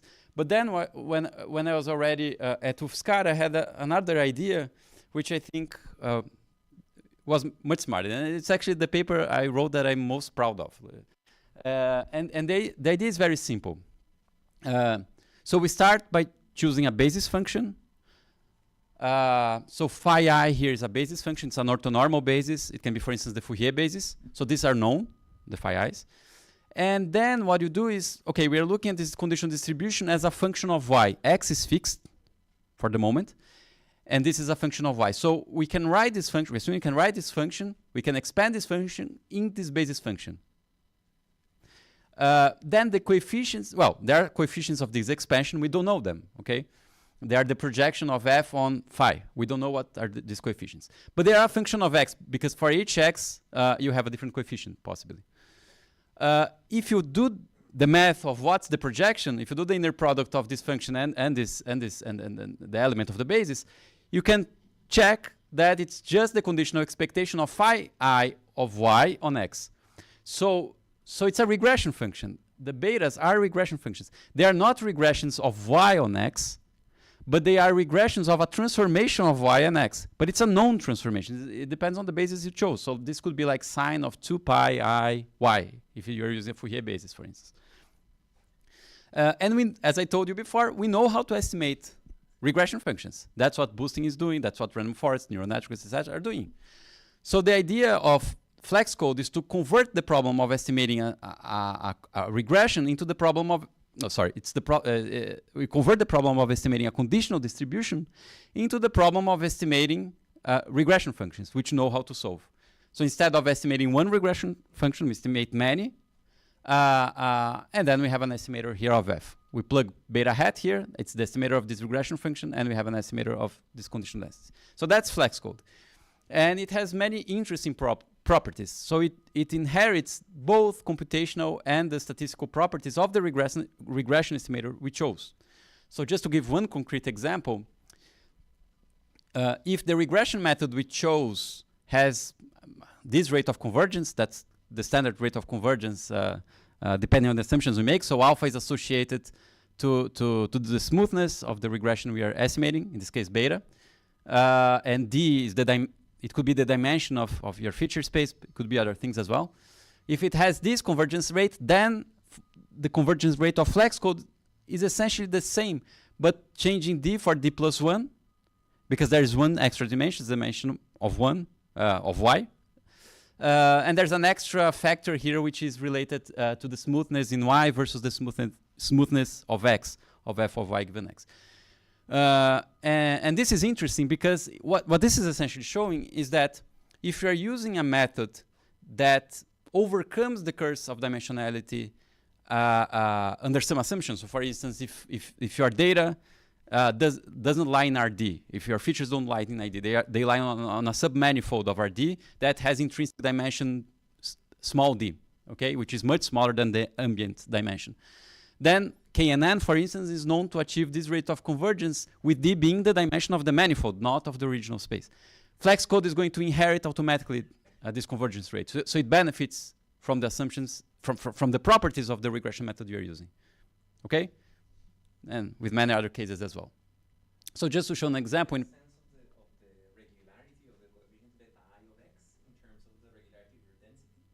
yes. What you can show, so we showed this in the paper. It was so long ago, I can't remember anymore. But you can show that, for instance, if f of y given x is in a Sobolev space, then betas are going to be, it's perfect. It's very nice. Okay, so just one example to illustrate this. So I collected tweets, and what I'm trying to predict here is the latitude and longitude of a tweet. So y is bivariate in this case. This tweet, well, it says basically Daytona, well, it's not called tweet anymore, right? It's X. This X was posted, they say explicitly Daytona Beach, and what I'm showing here is the heat map with the level sets of the estimated curve, and the black dot was where it was posted, so this one is perfect. But this other example is actually more interesting because it says Beach, Heaven, Long Beach Island, something, and there are two modes here. So there's a mode around this region here, and there's another one here. And the reason for that is because there are two Long Beach Island in the US, one in the East Coast and one in the West Coast. Latitude and X. X is, I use bag of words on the, so it's the content of the tweet, right? It's the string, but I converted it in bag of words, which is basically counting which words appear on which tweet. Okay, so it has two modes. It was actually posted here, and I like this example because if we are approaching this from a point prediction perspective and estimating the conditional mean associated to this curve, it's the center of mass, it's perhaps here in Kansas. And of course, the beach is not in Kansas, right? So I like this example. So that was flex code. So it's one method. After flex code, many other methods were proposed, like many. Of course, people have been using neural networks to estimate these conditional distributions. Now they're normalizing flows, diffusion models, etc. But for the type of data that motivated flex code, which is this problem in astronomy, it worked pretty well. And it worked, I think, so well that there is this a telescope in Chile that started to collect data last month, actually. It's the largest telescope ever built. Like it really has the largest camera in the world. Like it's the largest among everything you can imagine. It's impressive. The amount of data this is collecting is impressive. And before starting the telescope, many years before starting collecting data, many years before the telescope was ready, they organized several working groups to already create the code that is going to analyze the data that is going from arrive from this telescope. And flex code worked well. It worked really well, and so they implemented their version of flex code. It's in GitHub, which is much faster than my version. It's like 3 times faster. So they implemented it, and it's actually it's being used in the pipeline of LSST. It's called the Vera Rubin Observatory. So it's not the only method. There are some methods that were implemented because they are creating these catalogs with the estimates of these distances. So I was really happy with this. But things have been changing really quickly. Last year actually, there was one thing that was very impactful in machine learning, specifically for it's not only for tabular data, but in general, like these foundation models started being created, and they started to work well. And specifically for tabular data, which is the kind of data we are using in statistics, there was this paper in Nature last year from a German group that created one model that works really well to do prediction, and it's impressive. So I'm going to say what the model does in a second. It's very different from standard machine learning, but let me show first this. This is an arena that is in the Hugging Face website. It compares several models, several prediction models. So until last year, so this is giving an estimate of the elo of each machine learning method. Right? The elo is just like in chess, right? And the best models were boosting models. So, it was very hard to beat boosting models for tabular data. And people thought this was as much as you could do. You can do better than boosting. You're already in the limit. But then these tabular models came out, these foundational tabular models, and they're just impressive. They are very impressive. And this is already out of date. This is a slide. This is from 2 or 3 months ago. There were new models since then, one from Google, for instance, and they do much better than that now. Yeah. What is the task being measured? It's a prediction problem. This is just prediction. Oh, so there are many data sets that are analyzed here, and what they do is basically, it's just like a chess game. They compare two models, they see which one wins, and the elo is going to be changed according to how many. It's changing and acting in chess. Exactly. The game is the data set. You're going to predict, and you check which one's giving better predictions. That's the one that wins and increases the elo. Yeah.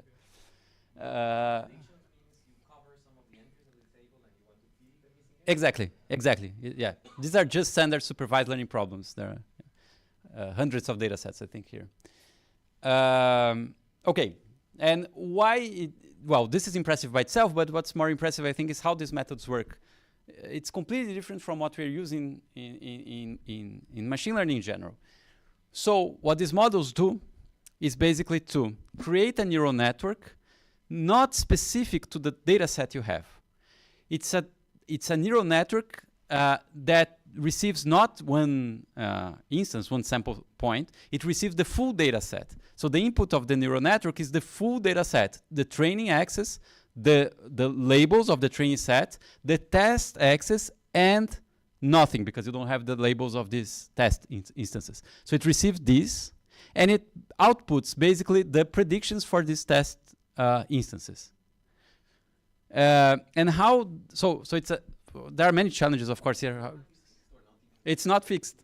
It creates a latent representation for the full data set, and then this, yeah. So you're saying that the question mark is what you're Trying to predict. What is that different from posterior predictive? That's one way of doing that. That's one, Do all the time, like, exactly. okay, I have this, I don't have that, so make that a latent variable and then put everything in a big machinery. And Yeah. Get the full posterior predictive distribution for that. Exactly. It can be seen this way. And what's interesting is sorry, I'm going to come that in a second. So it is estimating a predictive distribution, but in a different space. But what's different here is that the way this neural network is fit is by using simulated data.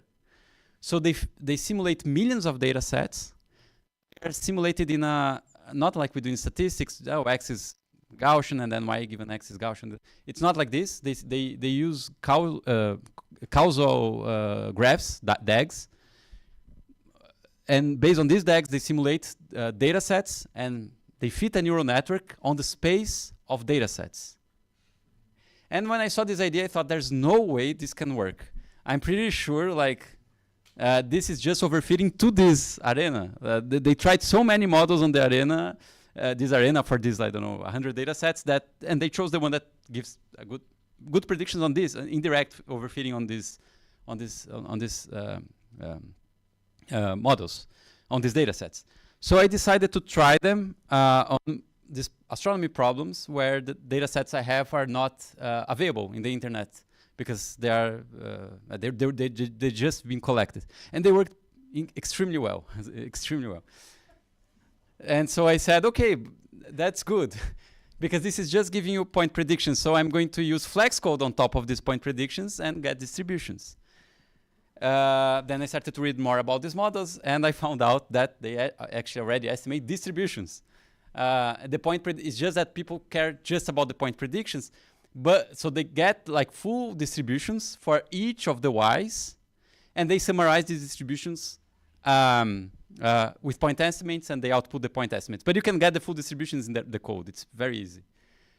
But I said, okay, I don't believe these distributions are going to be good. Flex code on top of the point prediction is going to be better, but no, it's not. I gave up on this idea. They're pretty good. Like the conditional distributions are actually very good. It's very impressive. And one way of looking at is what Gilberto was saying is that in a sense this is a Bayesian model that is estimating predictive distributions. And you can formalize this, but it's estimating a predictive distribution of this on the space of data sets.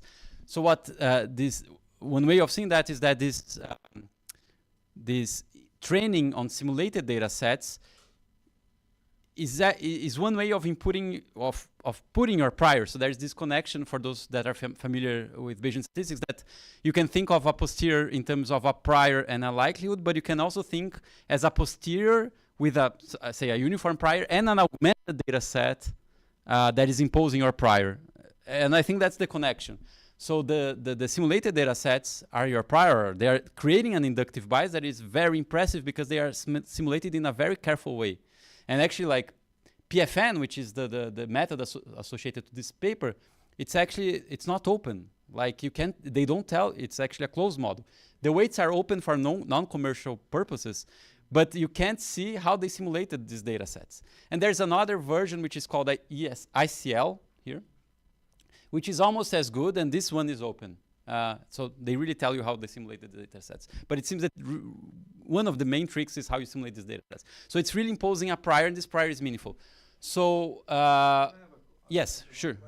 So when you say that you simulate based on this completely separated data set, but these simulated data, they have to have some connection with the model assumptions you're making about the parts that you already observed, right? Or it's completely separate? It's completely separate. I just walk across the street, Exactly. do that, and then bring that in. Exactly.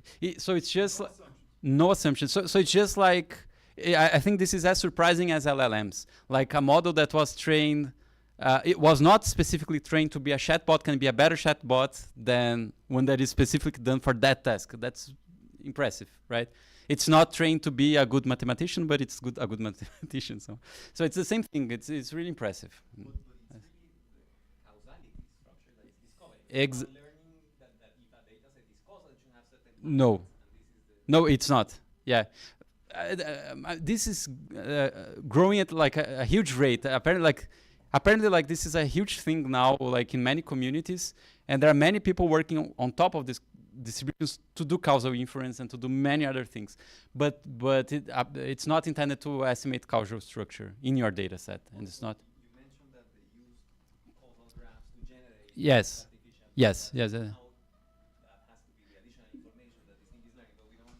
Yeah, we don't know how they do this, but these versions, it's very impressive because they just work with simulated data sets. I'm not sure how they think about this causal structure. There are some that try to work with real data, other real data sets, but it turns out they are not so good. So working with simulated data sets and more data is actually better than just working with real data sets and a smaller quantity. Yeah. There is one interesting paper that does the link between this and Bayesian. I can send you later if you want. It's very interesting. So I wrote with Pedro from INRIA. We compared these models for conditional distributions because people were not comparing them with this goal. They were just looking at the point predictions. Yeah, point predictions are great, but we started looking at them from the perspective of conditional distributions. We tried them on 39 data sets, and they were very impressive. And what's impressive is that even with sample size very small, like 50 data points, they did better than even parametric methods from statistics. And I think that's because really the prior this simulated data sets is inducing is good. It's better than just looking at your fixed training set and just trying to learn from it. It's really learning something from the simulated data sets. It's very impressive. It's really impressive. I'm going to show the examples in astronomy, like what happened when we use these models in astronomy for you to have an idea. But for that, we need a metric. So in Mauricio's talk, he was describing metrics in the space of point predictions, but you can also create these loss functions for estimated densities. So one example is this loss function. This is essentially the L2 loss between f hat and f. There's a constant missing, but the constant doesn't depend on f hat, so it doesn't really matter. And that's something you can estimate really easy with empirical means. So this is, in a sense, the analog of the mean squared error for distribution estimators. Okay. Okay. So this is one example. I'm using data from SDSS, which is a telescope. So these are galaxies, and what I'm showing is that I'm trying to predict the redshift, the distance of these galaxies and us, and I'm showing as a function of the training sample size the performance of the method, and high here is good, okay? And these are the foundation models, the tabular foundation models. They are on top of all the other ones, pretty clear. Then I tried many parametric models, GLMs with different link functions, etc., etc. They were all in this range, so I just took the best one. And then these are the non-parametric standard models, like normalizing flows. There's a mixture of Gaussians, neural network, and like flex code is here as well, etc. And what you can see, well, is that for very small sample sizes they are amazing, which is again hinting that the inductive bias is what's good about these methods. And the second thing that is interesting is that with a sample size of 50K, you get a prediction, predictions of the full curves, estimates of the full curves, which are better than the estimates you get from the standard methods with 10 times more data. It's really impressive. So this is one example. Then there's a second example, which is not published yet, but hopefully will be published soon. It's going to be on the archive this week. So this is a project I'm working on with people from IAG here at USP and also Observatório Nacional in Rio. This is about S+. S+ is not the statistical software here. S+ is a telescope which is based in Chile, but it's mostly funded by Brazil. And this is, we are predicting redshifts of quasars. It's not galaxies. And it's the same story, basically. Okay, but in this case, like the metric is a little bit different because this is taking into account the selection bias that this data set has. It's very complicated. But small is good here, and the foundation methods are in red, and you can see they are very good. And this data, again, is not public, so there is no way this data was somehow used when training these methods. And yeah, so it's very impressive. The main issue with these methods now is computational, in the sense it's scalability. So first, you can use them locally, but you need a GPU. You can do it on CPU, but it's much, much slower. That's one thing. The other thing is that it's cubic on the number of training plus test observations, both in terms of memory and in terms of how much time you need. So, I don't know, in my GPU, I can do maybe, I don't know, 100K. This was the limit I could handle. Then there are tricks of trying to make this more scalable, which are there are some tricks that are smart, but you know, they don't work so well. So this is an active area of research, is how to make them more scalable. But if you don't have a lot of data, it's certainly something I would try if you have tabular data. It's very impressive. Mm-hmm. What kind of infrastructure did they use to train these models? Wow, probably lots and lots of it's giant. You can't do it at home. Yeah. So there is this PFN, it's a company in Germany. Then there's the Google model. And there's one from Inhia, which is open. But it's interesting because it does almost as well as PFN. But they actually, what they did was to make it cheaper computationally. And now PFN is using this model from Inhia to make it faster as well. So yeah. It's interesting. Okay, so the first part of the talk was basically about how you estimate conditional distributions. I used to like flex code, but now I like these foundation models. Okay. So there are many other models, of course. So this is an example from a table with loss function, the CD loss I showed you before, and how it can rank different methods. So this is from a paper in astronomy, and flex code is here in the version using boosting. Fortunately, when this was released, there were no foundation models, so we did best. And this is very useful to tell which method is better, at least according to a metric. But loss functions don't tell you everything. So just looking at this table, you can't tell if a method is good enough, or if there's a way of improving it, or if it's just the best method among these ones, but it's actually pretty bad. And that's important because if you want to get, for instance, prediction sets based on these methods, if the density is not well estimated, these prediction sets won't have the correct coverage, for instance. So you need to know it's not good. And so what we did in these other papers was to answer the question of how we know if an estimator of this conditional distribution is good. And if it's not, how can we prove improve it, and can we have insights about where in the feature space for each axis it can be improved? So there are two versions. This is focused on tail events, and then we have to adapt some ideas. This is more general.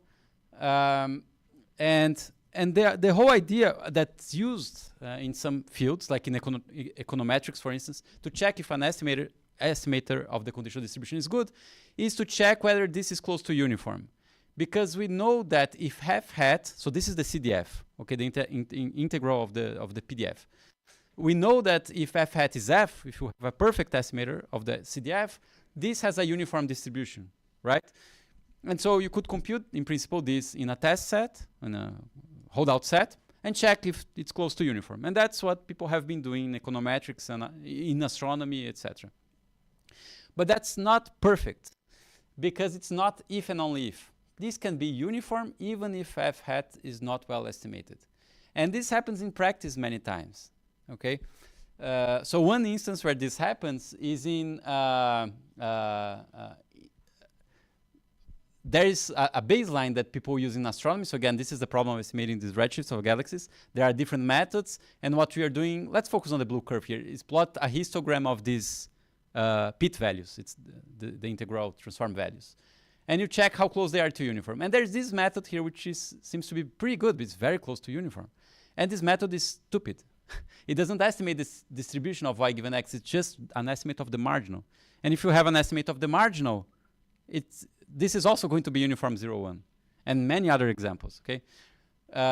This also happens in Bayesian inference when you're doing this, some of these statistics also to check if an MCMC is well fit are also based on this trick of checking, I forgot the name of the statistic, but Andrew Gellman uses it to check if it's close to uniform.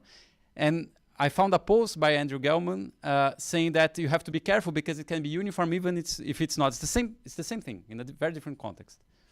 So what we did in those papers was basically to show a different equivalence, which is really an if and only if, but from a practical perspective, what we do is to estimate if this distribution is uniform on a neighborhood of a given x, essentially. The neighborhood has to be chosen in a smart way for this to work, but we don't check uniformity globally, not using all sample points at the same time. We look at different regions of the feature space and we check if in those regions these distributions are close to uniform. Basically, that's what we do. Okay, so this is just one example with tropical cyclones. So you have a cyclone, and you're looking at an image from top, which is basically measuring the temperature of this cyclone in different places of it. Basically, you look at a sequence of images, and what you want to predict is how fast or slow, what's the velocity of this cyclone at that time. Because you can't tell the velocity just by these images. So you need to estimate it. So you estimate the curves, and you want to know, in this case, if they are well estimated or not. And what we did in this paper was basically to project. So this is a result of using our method to check if estimator of this conditional distribution is good, and show the benefits of using it. Okay. So the first thing is this plot. So here we are projecting these sequences of images to R2. So each dot represents a sequence of 24 hours of images. And the color of the dot encodes how far from uniformity the conditional distribution is at that location in the feature space. So basically, hurricanes sequences that are in blue here are very close to uniform. So we believe that the conditional distributions are well estimated. So you can trust them in a way. So we have an estimate of the conditional distribution, which was obtained using something that people use in climatology. And we are checking if it's good. And the red ones are not good. So once you have a hurricane, you can check what color it is using our method. And then you know if you can trust these predictions or you can't trust them. Okay? And you also have these local QQ plots. So QQ plots are standard statistics to evaluate if a model is well fit. But these are local QQ plots. So for each X, you can have an idea of if the model needs to be improved on that region or if it's good already. And by looking at this QQ plot, how far it is from uniformity, you can also reshape your estimators to get closer to something that is reasonable. okay? So the summary of the second part is that once you have an estimated distribution, if you also need, if it's good or if it needs to be improved, you can use these local pit values instead of just looking at them globally. And that's also relevant in cases where you can get more training set. You can increase your training set because then you know which parts of the feature space you're interested on. There's no reason to get more data on this region because on this region you already have a good estimate.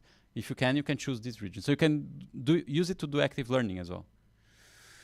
Okay, now the third and last part of my talk is about prediction sets.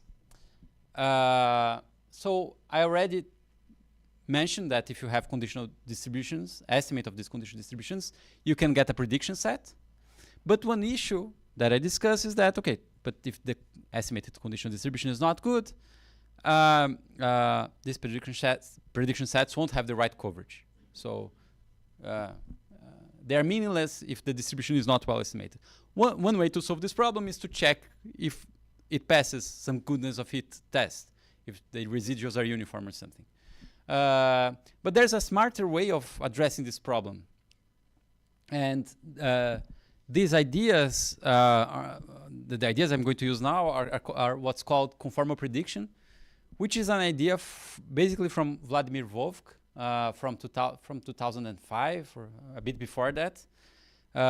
So Vladimir Vovk was a student of Kolmogorov, and these ideas actually come from some things he studied in his PhD associated to Kolmogorov's notion of randomness.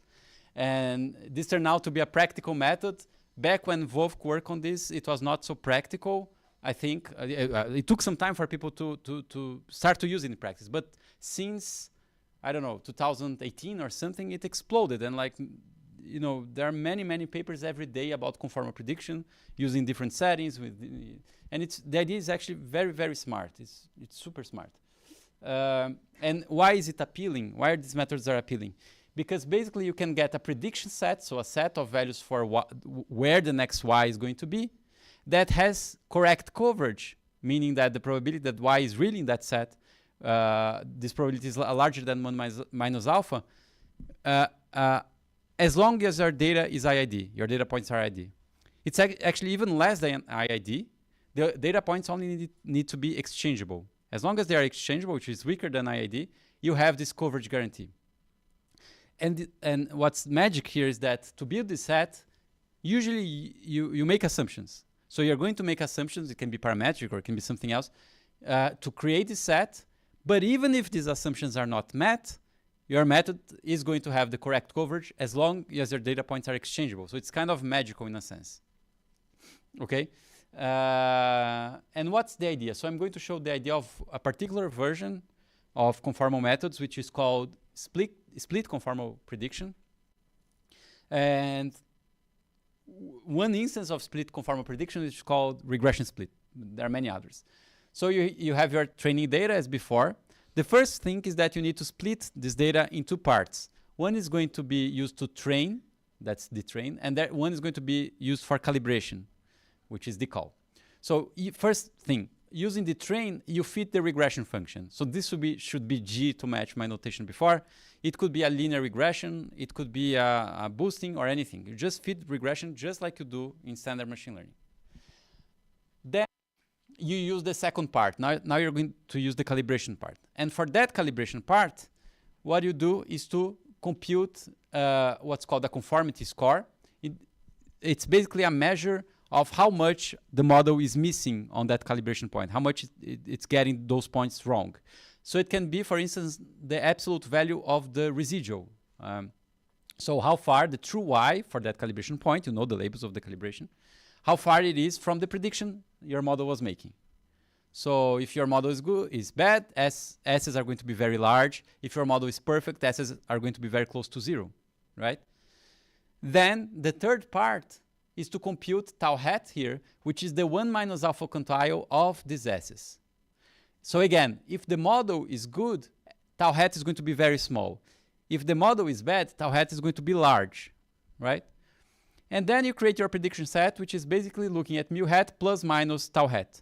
Again, if the model is good, this is basically very close to mu hat. The interval has a width that is very small. If the model is bad, tau hat is large and the interval is wide. And with this construction, what you can show is that whichever method you use to train your data set, it can be boosting, it can be a linear regression with a specific kind of residuals, doesn't matter. You get this guarantee here of coverage. This is called marginal coverage. It's not given X, it's not given the calibration sample, it's marginal. What's random here is both Y, X, and also the data set that was used to train C. So tau hat is random on this probability, okay? So you assuming that distances from yi to mu is symmetric in the sense of... Yes, exactly. For this particular version it is, yeah, but it's much more general. So you can choose whatever method you want. It could be a Bayesian method to estimate mu hat, and then you conformalize it. You get this guarantee. And to prove this, I won't do it here because it's going to be a tangent, but just for you to know, it's really a one-line proof, and it's just using properties of order statistics that we see in probability 1. It's very simple. So it's very, very, very nice. And that's why I think this idea really, when people notice it's that simple, both to implement and to show that it works, I think that's when it started being used. Okay? So this is just one example, just to show how easy it is to implement it. So I have these data points. There's just one X here. I'm feeding K and N to it. So this is the long part of the code has nothing to do with conformal. It's just feeding this blue curve. And then I compute the residuals. Okay, so this is looking at the absolute value between predictions and Ys. And I get the quantile, 90%, 95% quantile of these residuals. And this is just showing prediction plus minus tau hat. That's it. It's one line. And it works really well. Okay, but one thing that the GBatch noticed is that by construction, these sets, they are homoscedastic. Tau doesn't depend on X. It's the same tau for all X's. So there's no way it's going to capture heteroscedastic data points, for instance. Also, another restriction is that these are intervals by construction. Okay, so one thing people have been doing is to change, let's say, this part of the construction instead of using these residuals. You change the residuals you're going to use. They don't have to be based only on a regression estimator. They can be based on a conditional density estimator, for instance, and then you can get sets that are more interesting for certain applications, right? So for this data set, of course, regression split doesn't work. Well, it works in the sense that it has the coverage, right? It's a theorem, but it doesn't work in the sense that, of course, this is not optimal in any sense you can think about, I think, right, for this data structure. But you can make it capture heteroscedasticity. You can also create sets that are unions of intervals rather than just intervals. And one way of doing that, and that's what we did in this paper, was to use conditional density estimators to and conformalize them later. Okay, so you use conditional density estimators that I showed in the first part of the talk, but you use these conformal tricks on top of them instead of on top of regression models, and then you can get things that are more flexible, regions that are more flexible. And there are many, many, many things that can be done here. Okay? So that's one of making the conditional density estimators more robust to bad estimators. So if the estimator is bad, the regions won't look as nice. They won't be close to optimal in a sense. You can make this precise, but at least you are immune to having the wrong coverage. So you have some robustness associated to some optimality in case the model is good. You get the best of both worlds in a sense. I'll show a theorem later to be a bit more precise. Okay, so up to now, we just spoke about aleatoric uncertainty. So again, that's the intrinsic randomness in y given x. Okay, and that's the uncertainty associated that we measure by looking at the conditional distribution of y given x. Okay, but there's a second type of uncertainty which is also important, and it's called epistemic uncertainty. And the epistemic uncertainty is the uncertainty that comes from the fact that you don't know f. You're actually estimating it, and we are neglecting this uncertainty more or less up to this part of the talk at least. Okay. This kind of uncertainty can be reduced if you get an infinite amount of data and you're learning it in the right way, learning the method in the right way. This can be reduced to 0. But for a given fixed finite sample, it exists as well. That's exactly the thing I was talking about. F hat is not perfect. It's not F. This is epistemic uncertainty, okay?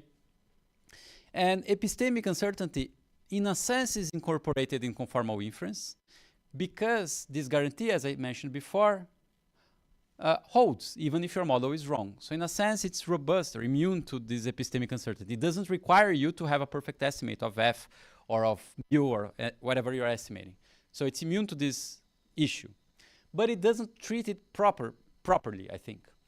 And the reason is because in regions where you have no data, so this is another conformal method. It's called conformal quantile regression, which I won't discuss. It's essentially the same idea. I won't discuss the differences. But what's happening here is regions where you almost have no data, in this case, the intervals are too small. In the sense that you would expect them to be large because you have almost no data here. How can they be small? There's a lot of uncertainty, actually. Same thing on the edges of the sample space. When you have no data, it can be that these intervals are small or wide. It doesn't matter. And why they don't matter? They don't matter because conformal doesn't care about regions that have no data points. Coverage by construction only looks at data that occur, right? Coverage is the probability of y belonging to a region. If you have no data in a part of your feature space, like here, the intervals can be wide or small. The coverage is going to be the same. There's no data to be covered there. So the standard methods don't take that into account. So in this sense, conformal inference doesn't take epistemic uncertainty into account. We would like to see wider regions. That's very different from Bayesian statistics. If you're fitting a Gaussian process to this data, you'd see very wide regions here and here. That doesn't happen to conformal inference if you use the standard methods. So recently we approached this problem in two different ways, trying to solve it. So in one of them, which I'm going to describe quickly with almost no details because I almost have no time, we used ideas from imprecise probabilities and credo sets on top of conformal methods to measure this epistemic uncertainty. And the method is called credo because it's funny in Portuguese, but for anyone that doesn't speak Portuguese, it's a reasonable name, so I thought it was good. And there's the second one, which is EPIC score. That's the name. It's epistemic uncertainty. We use Bayesian methods. We use conformal inference on top of Bayesian methods to take this uncertainty into account. And so instead of having something like this, we get something that is much more interesting. So the regions are much, they really reflect the fact that you have no idea of what's going on in these regions. And in Credo, we also get this decomposition of a data point into how much there is of aleatoric and epistemic uncertainty. So you know, for instance, that for this data set, there's a lot of epistemic uncertainty here and here. And again, that can be used to guide you where to collect more data points. So you have this decomposition. There are other methods that, well, there are two other methods that also take into account epistemic uncertainty in conformal, but they don't have this decomposition. So just in one slide, more or less, what's the idea we do? Is that, okay, so we have a data set. What we do is that we fit many models to this data set. I'm not going to describe the details, but this is more or less how, that's the idea of credo sets. So you have many models that are compatible with these data points. And what I'm showing here is just the quantiles associated, the upper and lower quantiles associated to these models. So each model, it's like a Gaussian with some beta and some variance. Each model has a lower and upper limit, 95% and 5%, for instance, and I'm plotting it here. So what happens is that in regions where you have a lot of data, these models tend to converge because they are all fitted using the same data points. When you have almost no data points, these models diverge. They depend a lot on the assumptions that are made to build these models. Then all of these quantiles. So this is the upper value, this is the lower value. This is what's called a credo set in the imprecise probability literature. And in credo sets, people stop here, and that's what they use as a prediction set. So what we did was very simple, actually. It was just to get this and conformalize it in the end. So we changed this prediction set. Either we expand or we shrink it a little bit so that it has the correct coverage. That's more or less the idea. There are many tricks we have to do to make this implementable, et cetera, but that's the main idea. So we use Credo sets to get something that measures epistemic uncertainty, and then we conformalize in the end to get correct coverage. So it's getting ideas from both literatures, let's say. Okay. So just to explain in words what this means is that this method is going to give you a region that not only has finite sample coverage, so because it's using conformal for every fixed sample size, it has the correct coverage, but it's also optimal if the true model belongs to this class of all models you fitted. So if one of the models you fitted makes the correct assumption, let's say, as the sample size increases, you also get consistency of the sets in the sense that they converge to the oracle set, which is the best set you would get if you knew the true distribution of y given x. So they have optimality from the perspective of size, asymptotically, but they also have finite sample guarantees, even if the model is not well specified. Okay. And the last thing is it's also a recent paper just to show that there are many things you can do in uncertainty quantification. This is also with Thiago.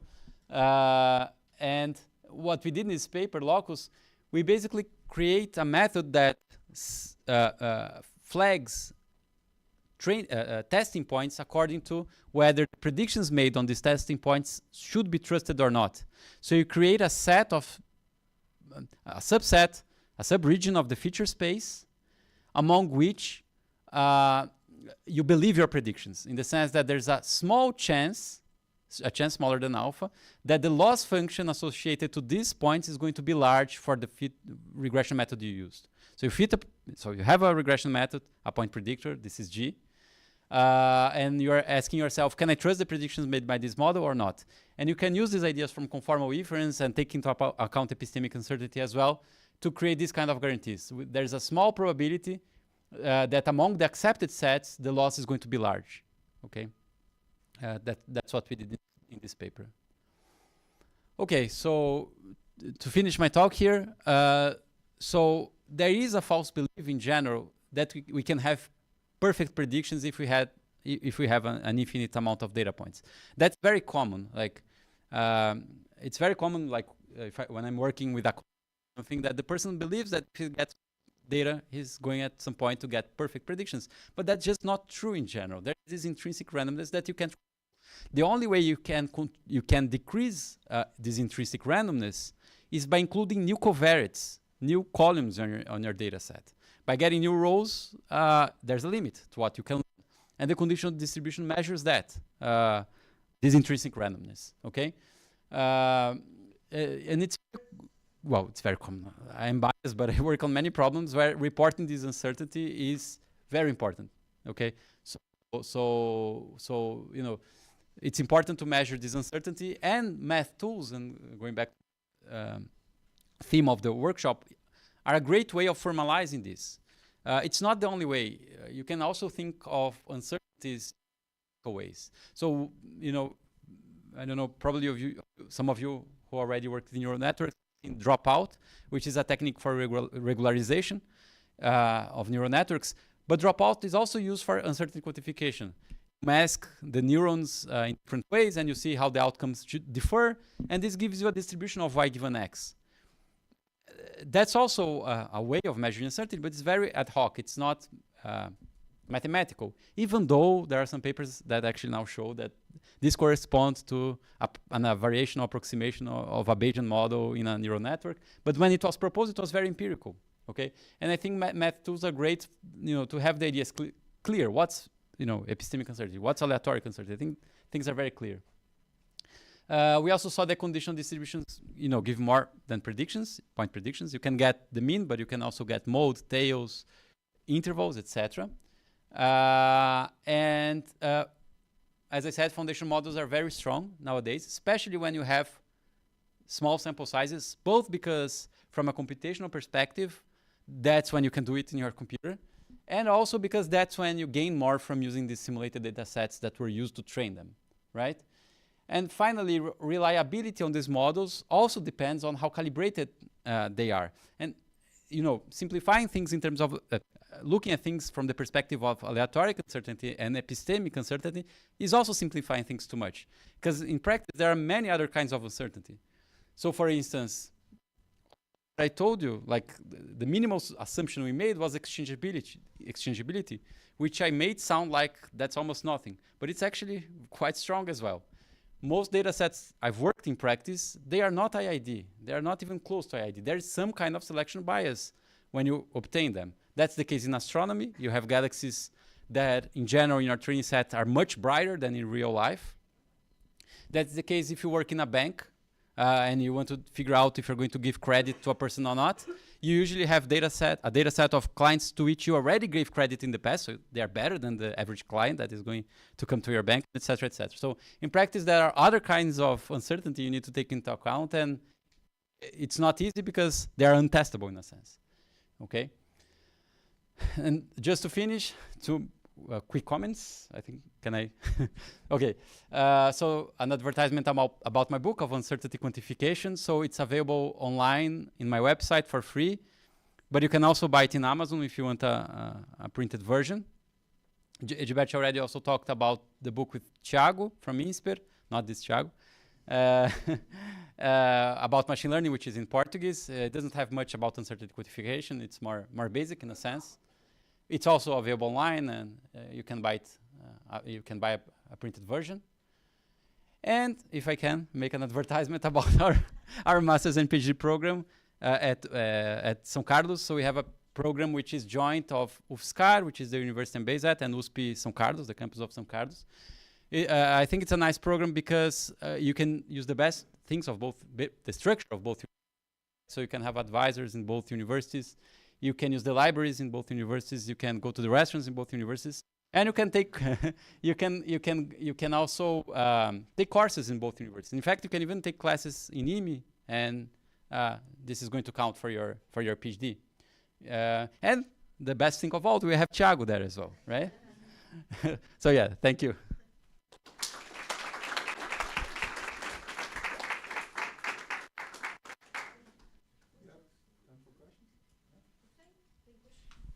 Some questions? Here. It's a comment. Thank you very much for your talk. Very nice.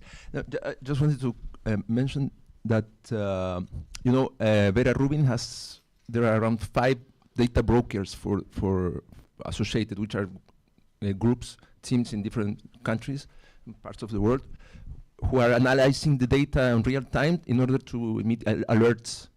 In order that other telescopes in the world can focus, aim at them, and so typically these are transient events, like you are trying to detect from light curves the supernova or things like that, which won't last too long. So just in case you were interested, one of those groups is in Chile. It's called Alerce at University of Chile, and I'm pretty much sure that they would be interested in, knowing the methods that you have developed, and if you would like to work. Know them, etc. I can. Oh yeah, that would be great. Yeah, thanks. Okay, other questions here? I have one. Okay. So, thinking about this conformal prediction intervals as one additional measurement for model comparison. So now I step out of the conformal area and say, okay, fine. Some people care about coverage. I don't care about coverage, but I do care about a bunch of other summaries of model comparisons. But you can add that one as well. So you can say, look, my model is better in the terms of clarity, explicability, but also in coverage.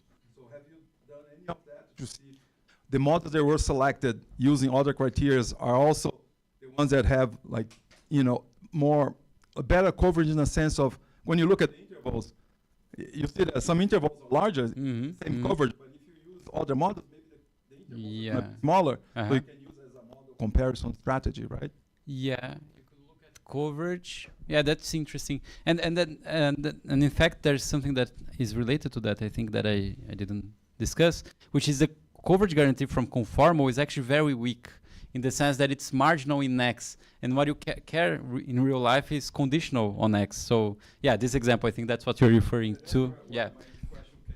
So yeah, so in marginal over X, you have the right coverage. 90% of the points are inside the region, but of course, almost 100 are inside here, and almost I don't know, that's something probably like 70% are inside here.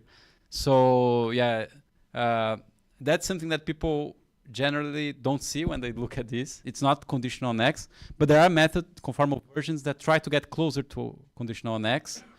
You can't get exact, perfect conditional on X without making strong assumptions, but yeah. But I've never seen people using this as a criteria for comparison of different models.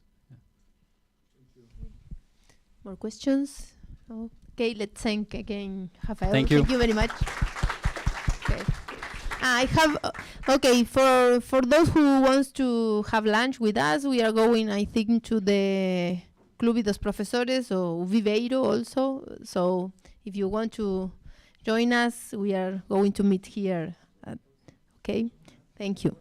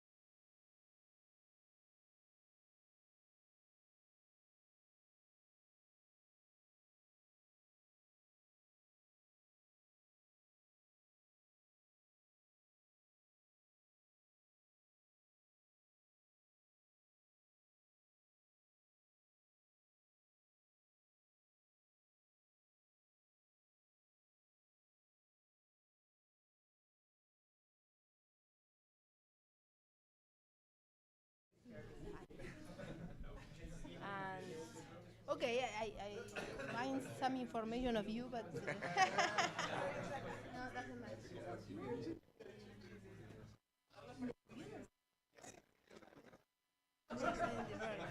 But you are By training, a mathematician, but then I changed to computer science because more positions are in computer science. okay. At least in Germany, it's like that. It's like, We okay. have more positions there, and It's nice. especially in pure mathematics in Germany, it's very hard to find a position. So computer science there, I mean, it's still hard.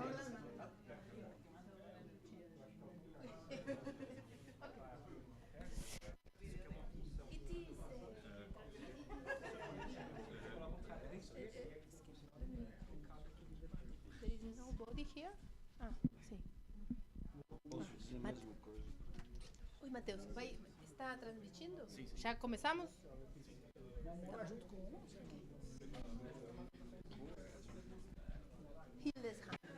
Hildesheim. Okay, okay, okay. Thank you. Okay, we will continue with our last talk today. So it's a great pleasure to have the visit of Tom Hanika, oh, okay, from the University of Hildesheim. I have learned now the name.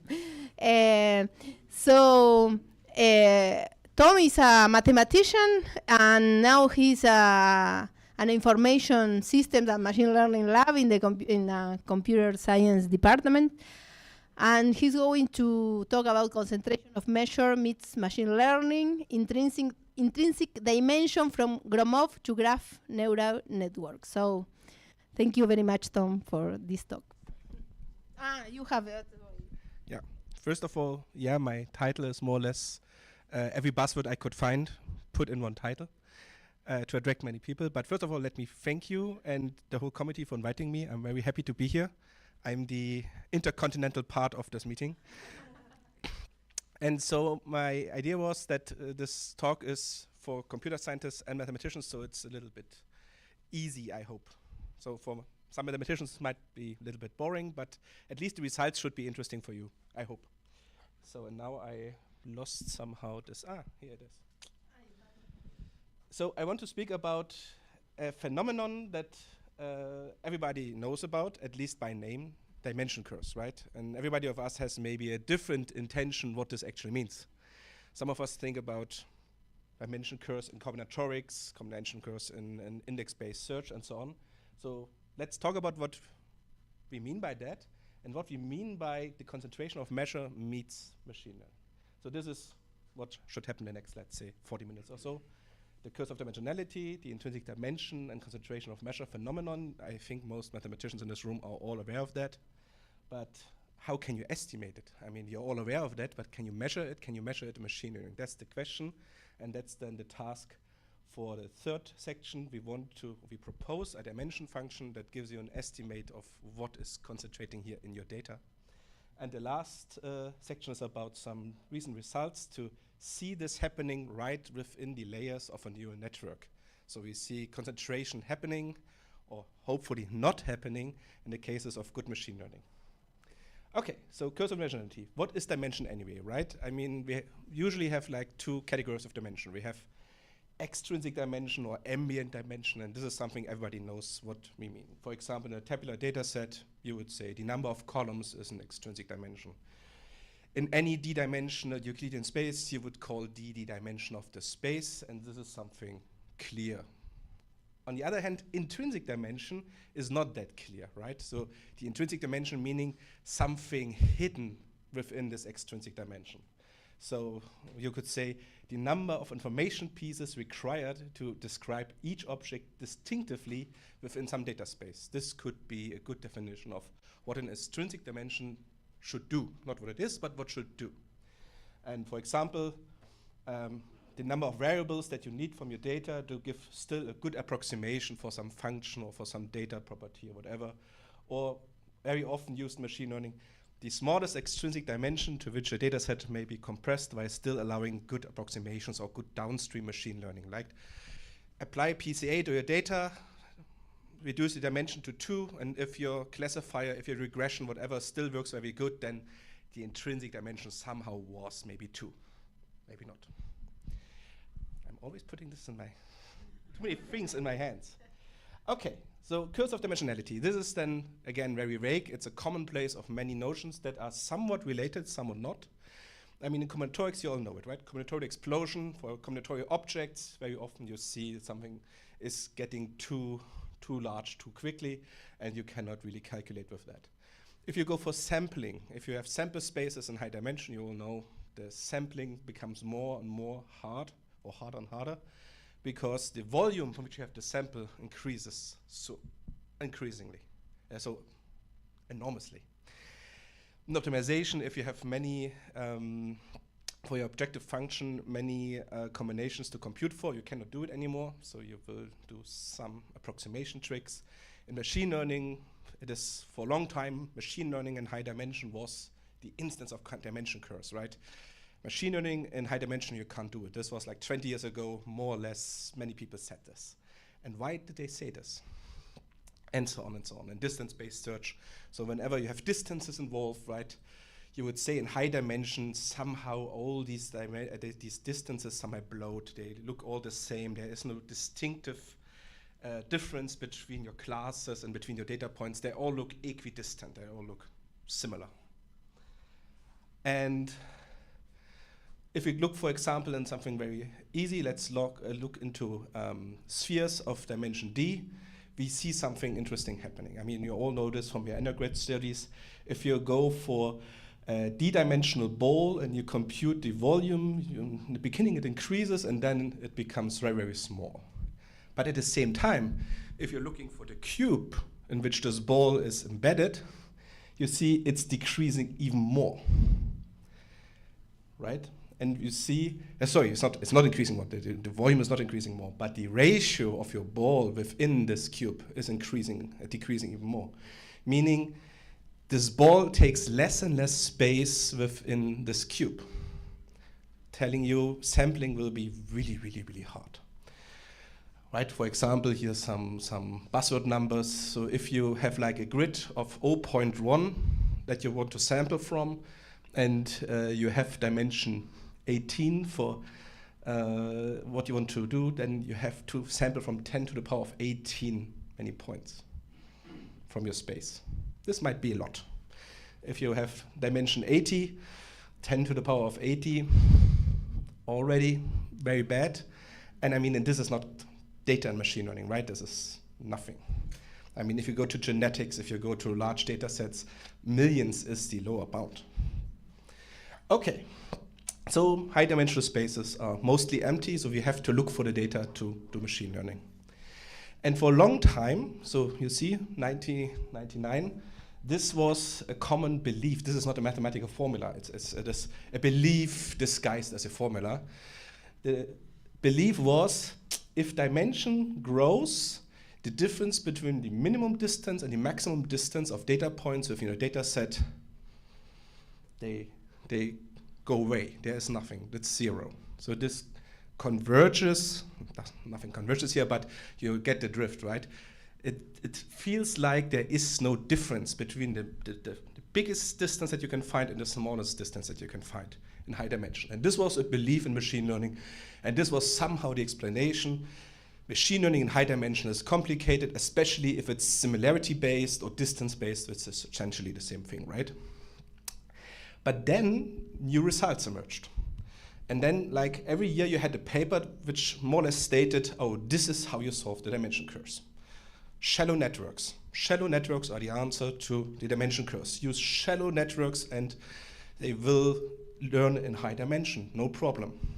Then they showed it on like 5 data sets.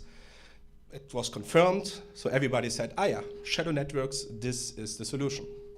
Next year, deep networks is the solution.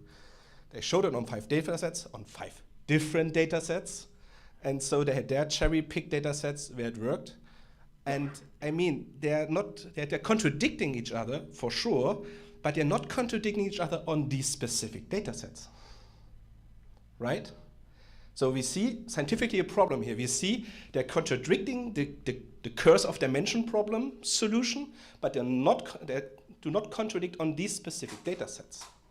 Hence, there seems to be a property within the data where the shallow networks were more able to access the data, and there seems some some data sets where the deep learning networks were more able to access the data, to use the data, to learn from the data. And then there were like many ideas, what could this be? What could this be, this underlying property in data that is actually, the reason for that? And for many people, at the moment at least, it is the manifold hypothesis. Who has heard of the manifold hypothesis?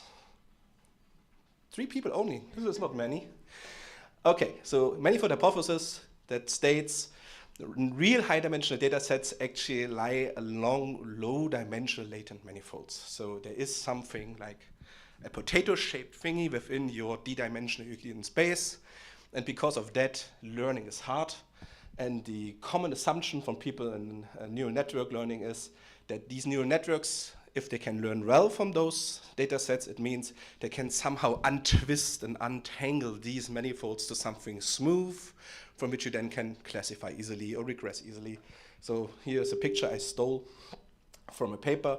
So here you have a ribbon that is curled within a 3-dimensional space.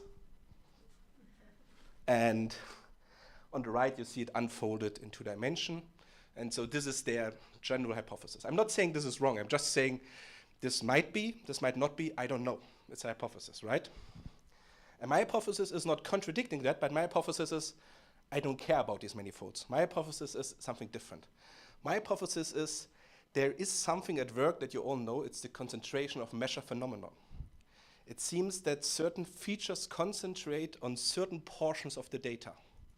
And the question is, how can we find out if this is really happening or not? So we need something that tells us that measures this. And most importantly, that measures this with respect to the machine learning that you want to apply to the data. There are many intrinsic dimension functions that try to usually, under the assumption of this manifold hypothesis, to compute something like this, right? You have these big set of fractal dimension functions, like correlation dimension and stuff like that. You have MLE based on k nearest neighbors. You have this particular 2 nearest neighbors approach that was specifically proposed as something that can estimate locally everywhere in your data space what the local intrinsic dimension is. And of course, there's always PCA, because in applied sciences, PCA is the thing to do, right? And they have common limitations. One of them, many of them assume already that's a manifold, right? So if it's not a manifold, they still compute something, but you have no idea what they're actually computing. It's a number. Where a lot of those need a metric. They need that the data is a metric data set. Very often you don't have metrics. You have some maybe features in a table like columns, but it doesn't mean that you can combine them for computing distances of data points, right? I mean, you can do it. You can always do this. And as a colleague of mine recently told me, you can always put the Euclidean distance on everything and just compute it, but it's the same as a drunken person looking for his keys next to a lamp. I mean, if the lamp is the only thing you have, you might want to go there, but maybe it's not a good idea, right? So, and what you really want is, you want an axiomatic notion that, first of all, states what you really want from this dimension function and what you really want to, fulfill, and that actually, hopefully measures this concentration. So let's go to the intrinsic dimension and this concentration phenomenon. Since I think everybody in this room for sure knows what the concentration phenomenon is, I just stick to a nice example for those who might not. I stole it from Terence Tao because I read a book of him and it's about random matrices, and I love this example. So if you know it already, sleep for 5 minutes, and if you don't know it, follow this example. So imagine you have n random variables, right? x1 to xn. And let's say for each of these random variables, their mean and their variance is bound with something like O of 1. I don't care, something. And now, what can we say about a random variable that is the sum of those random variables? What can you say about the mean and the variance of this new random variable? And you would say, I hope you would say, being mathematicians, actually we cannot say much. We would assume, if we have no further information, no further assumptions, it is somewhat of O of n, right? But the moment you have some, and I quote here, sufficient amount of independence, it's very probable you won't have O of n. You will have something like O of square root of n. So this wiggle room, this new random variable has, is shrinking. It's getting smaller and smaller, right? And okay, if you need it a little bit more mathematically, what I'm interested in is, given these n random variables, and given you have a function from the codomains of all of these n random variables to some measurement, some real value in R, what do we know? What is the probability that for this function f, we deviate more than lambda from the expected value? How is this probability bound? So is this like almost 0? Is it almost 1? Or what is this bound function? How does this bound function here depend on this lambda and of course on our dimension? And in the case of concentration, you all know it will be very, very close to 0. And I'm not the one who proposed to do this in machine learning. Actually, it was someone else.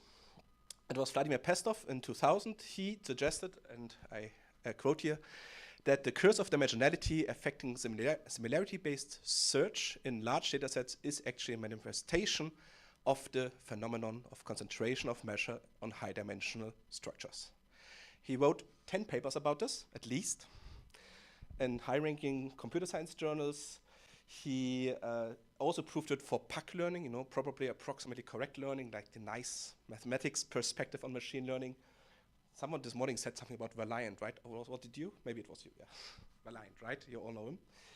And he also provided a theoretical foundation and an axiomatization how to compute this. So why is this talk then now ending right now? 2 reasons. So there are 2 things that one can improve. First of all, to compute actually this dimension function Pestov proposed, you would need to compute all von Lipschitz functions from a data set, which is yes. Yes. So this would be, that have the von Lipschitz property, right? But it's still enough. It's still enough. So from a practical point of view, it's beautiful mathematically, but not computable. And the second thing we identified, so discussing with Vladimir, is maybe this is still not a good idea anyway. Even if you could do this, the problem is then you would speak about what the intrinsic dimension of a data set is. But you should not think of a data set independently from the method you want to apply. So if you apply machine learning method like k-nearest neighbors, if you apply machine learning method like a random forest, the features that these methods use from your data set might be different. And so how they look on your data, the result could be different. And this is then one explanation, one potential explanation why 20 years ago shallow networks and deep networks were the answer. Because they use different features for the specific data sets where they performed good, right? And so this was then the idea. The idea was first make it easily computable and only include those von Lipschitz functions that are actually used by the method you want to apply on the data. And to do this, we derived first a new representation for data sets, whatever this means. So we thought we have to bring this somehow in a world where we can speak about feature functions and measures at the same time. And what we came up with is this triple here, D, which consists of a set X, of a set of feature functions F from our data points to reals, with some more nice properties to make it easier because we want to embed this in metric measure spaces. So we want to be this all very tame. We want to have that it's separable and has a complete metric space and so on, but this is for finite data all fulfilled. And of course, we want to have some probability measure, and as long as you have finite data, you can use any counting measure or, from the last talk, adapted counting measure that you want to use. I don't care. So whenever you want to analyze data for the intrinsic dimension, you should put it in this representation, meaning the data points, it's easy, this is set. But what are the feature functions that will work on this data, and what is the measuring your points? And there's one special data set, we call it the trivial data set, which is a data set that is constituted by one point, all constant functions, and a measure, the counting measure on this one point. So it's a data set where you cannot learn anything from, right? A one-point data set, there is nothing to learn from. So this data set, and our idea is the data set that reflects the infinite intrinsic dimension. So if your data resembles anything like that, you cannot learn. And now the question is, for a given geometric data set, how far away are you from this? Which is easily posed as a question. The first question is there a distance between any geometric data set and this trivial one? What can we say about convergence, and so on and so on? And I skipped this part for today. If you're interested, I'm here until Thursday. But for now, just believe me, you can find a concentration metric for all our for our geometric data sets, and we can measure the distance, how far away you are from this data set. Okay, here's some examples. Let's say you have as an input some metric space xd, and you want to use the one-point distance sense. So each data point in your data set becomes a measurement instrument for the distances to all the other data points. So each data point is a function on the whole data set and measures its distance. So we say here we have x, and as a feature functions, we have all these distance functions as features, and we have counting measure, for example. Or another example, let's say you have your data set as something in the n-dimensional Euclidean space, in the Rn. You could use the coordinate functions as features, right? They measure in each coordinate what this particular data point has, which value. And this would constitute a geometric data set. Or something a little bit more interesting, let's say you have a Hamming cube of dimension n. Then you have all these n-dimensional vectors as your data set.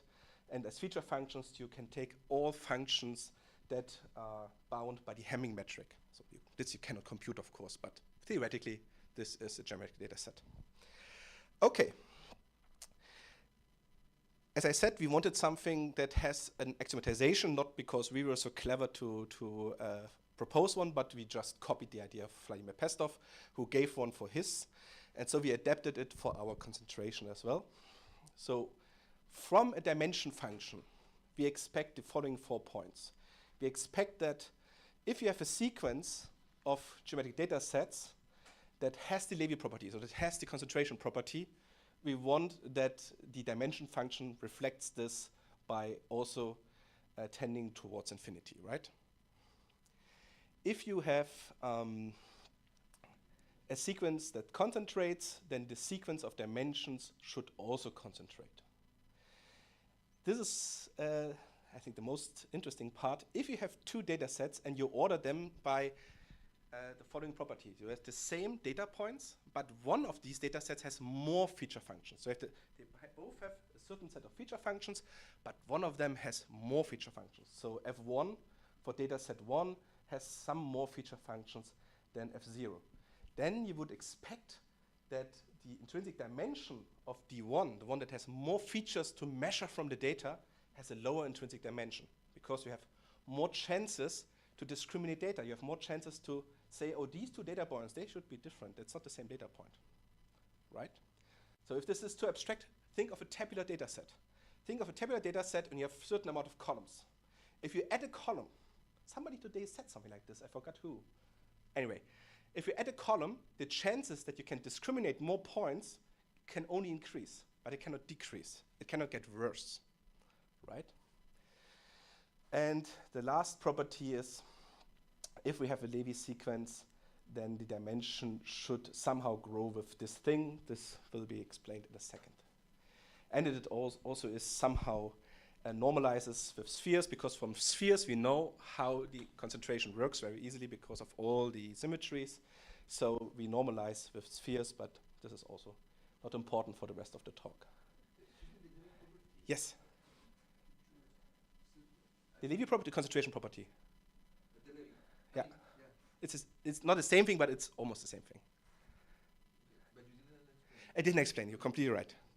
Completely right. Okay. So now the problem is we want to have a dimension function that fulfills all this. And we want to measure for real data set out there what is the intrinsic dimension.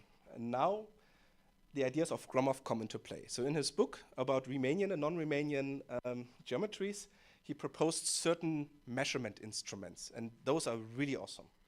The first is the partial diameter, the second is the observable diameter. And from first glance, depending on what you're used to, they seem intimidating or they seem easy. They are easy. So if you have the impression, oh, they're easy, then you're right. If you have the impression they are complicated, you're wrong. So let's try to understand what they do.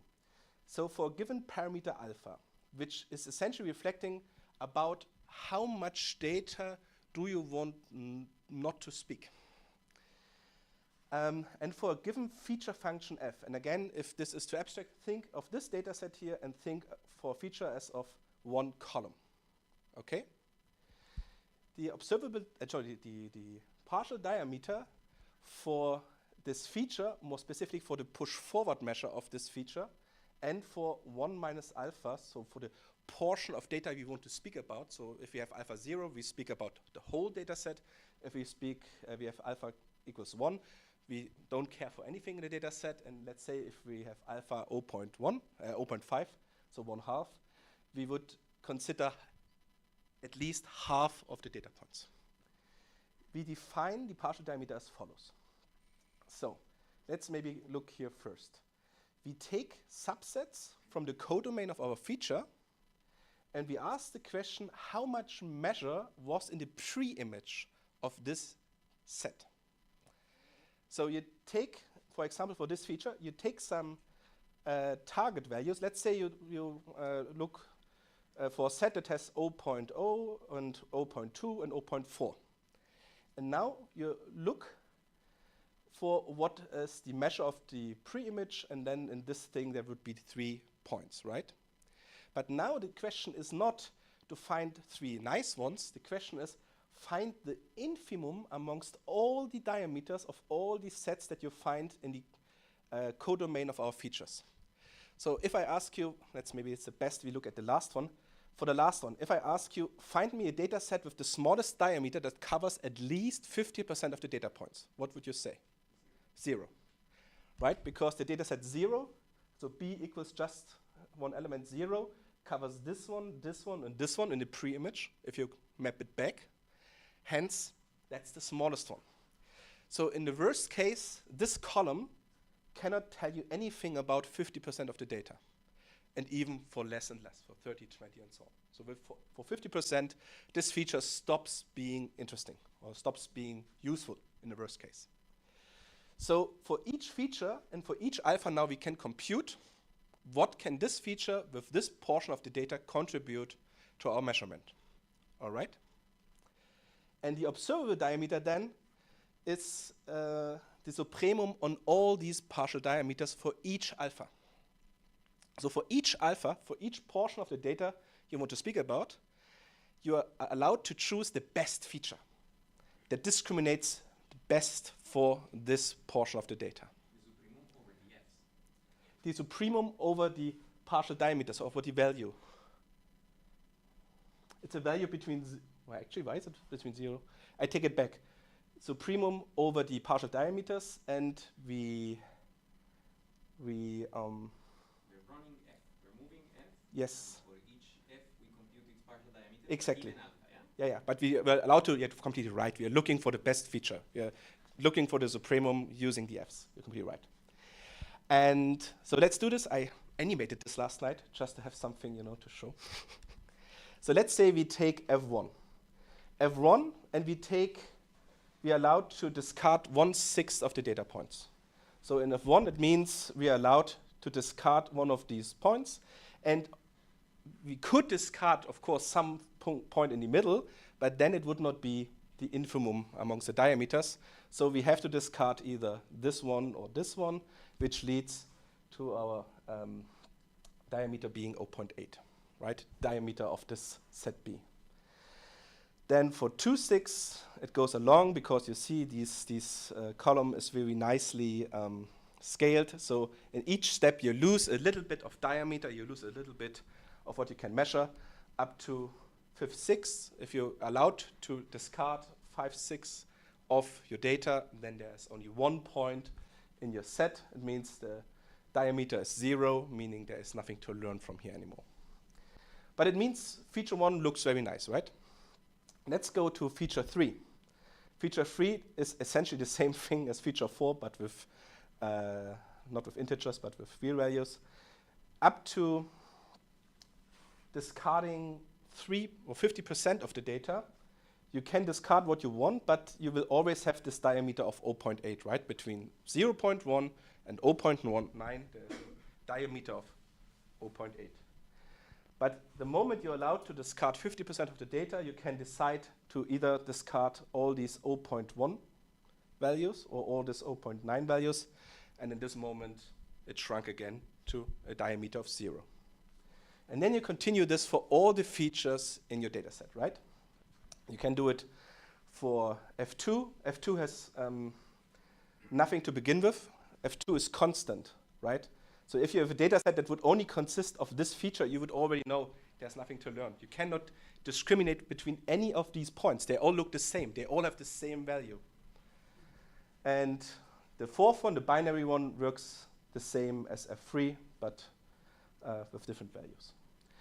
Okay, and the idea is now, when we compute the observable diameter, to take the supremum of all of them.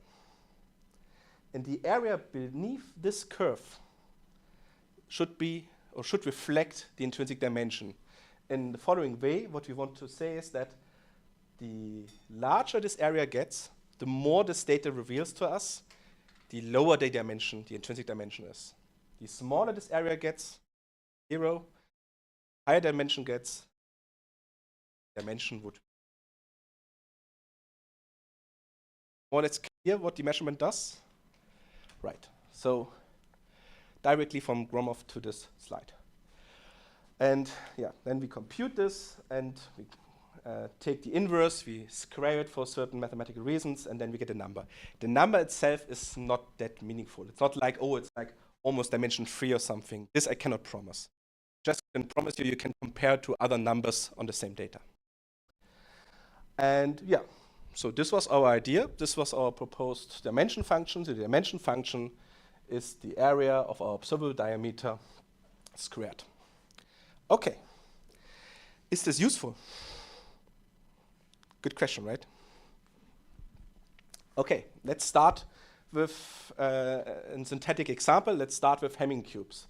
What you see here are the curves for different dimensionalities of Hamming cubes. Blue is dimension 5, yellow is dimension 25, green is dimension 75, and so on.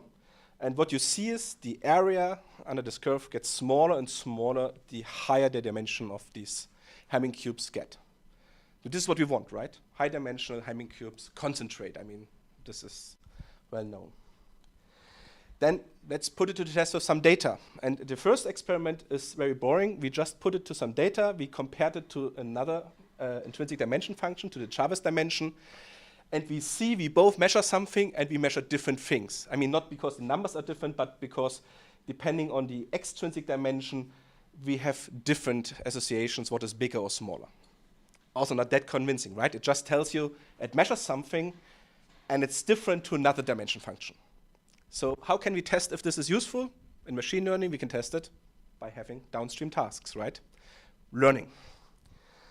So, for example, we could use this idea for selecting features. So let's say you have a data set of a certain number of, a tabular data set of a certain number of columns, and your task is it to select a small number of tabular columns that more or less are the best ones for training the data. And so we compared our method with a lot of other intrinsic dimension estimators. And okay, we are not always the best one, but we are very often, very frequently, we are the best one. We did this on, I think, 800 data sets, and in 750 or so, it was at least as good as the other ones or better. Okay, So it seems it is something useful. But I promised graph neural networks, right? So let's do large data, do high-dimensional data. Let's do graph neural networks. So we used three standard corpora of graph neural networks, so PubMed, Sightseer, and so on. And yesterday we had this talk about graphs not having a feature matrix. Our graphs have a feature matrix. And from this feature matrix, we discard stuff. We discard features. And we will discard them in three different ways. We will discard them randomly. We will discard them by taking the ones that we think actually are the best features. And we will discard them by taking the ones that we actually think are the worst features. And this is then the result. So here on the right, you see the accuracy. And for each color, you see three curves. The whole line is the one where we only discard the features that we think are useless anyway, meaning the ones that have a high intrinsic dimension. And down here, you see the proportion of data points or of features from this matrix that we discarded. So here we are at 10% feature discarding. Here we are at 90% feature discarding. And for all three colors, you see not much happening. So discarding features with high intrinsic dimension does up to discarding 80 or 90% nothing. Only in the end you see a little downfall for the orange one and for the green one. For the blue one, actually, even with 90%, everything is fine. The dashed line is the one where we discarded those features with a low intrinsic dimension, meaning the ones that we think reflect best what the data has to tell us. And you see instantly, even with 1% of feature discarding, so that was the first point we calculated, it breaks down. The accuracy breaks down. So with 90%, you have the accuracy of 30%, which is, I mean, then flip a coin. It's better than this one. For the orange one and for the green one, it's the same picture, maybe not as strong, as pronounced, but you see on the more you discard for 10% discarding, you see those were the features that are not that were the useful, but we discarded them. And what is interesting is we also did it randomly, right? And this is the dotted line. For example, here you see for the blue curve, here begins the dotted line. So if we discard at random, up to 10% for the blue curve, this is the Sightseer data set, nothing happens. Why is that? And this is somewhat to be explained if you look at the distribution of the intrinsic dimensions per feature. So here you see just the relative rank position, so we just ordered all features using our intrinsic dimension and plotted them. And you see they have different behaviors. You see here are the ones that we think are important. Here are the ones that we think we can just discard. And for example, for the green curve, you see there's a very long plateau where not much is happening, and only in the end it drops down. And this might be the reason that for random discard, up to here, nothing happens, because most of these features are useless. Only a small portion is useful, and that is the small portion that up to here doesn't occur so frequently in the random discarding, but at some point you discarded too many and you hit the ones on the left more frequently. Okay, so now you're convinced intrinsic dimension has something to tell us about data and learning, right? And to convince you a little bit more, I have some more nice pictures for you. So let's look into a neural network, and let's look actually in the layers of a neural network. I mean, each layer is a representation of the data, right? So if you have some input data, you can look from the input data how it is represented in the first layer and the second layer and so on. So for each representation, you can define feature functions. What are the feature functions in a neural network? The neurons. That are the ones that want to spike or not spike, to say something about the data or not. And you can then compute with the neurons as the feature functions a intrinsic dimension.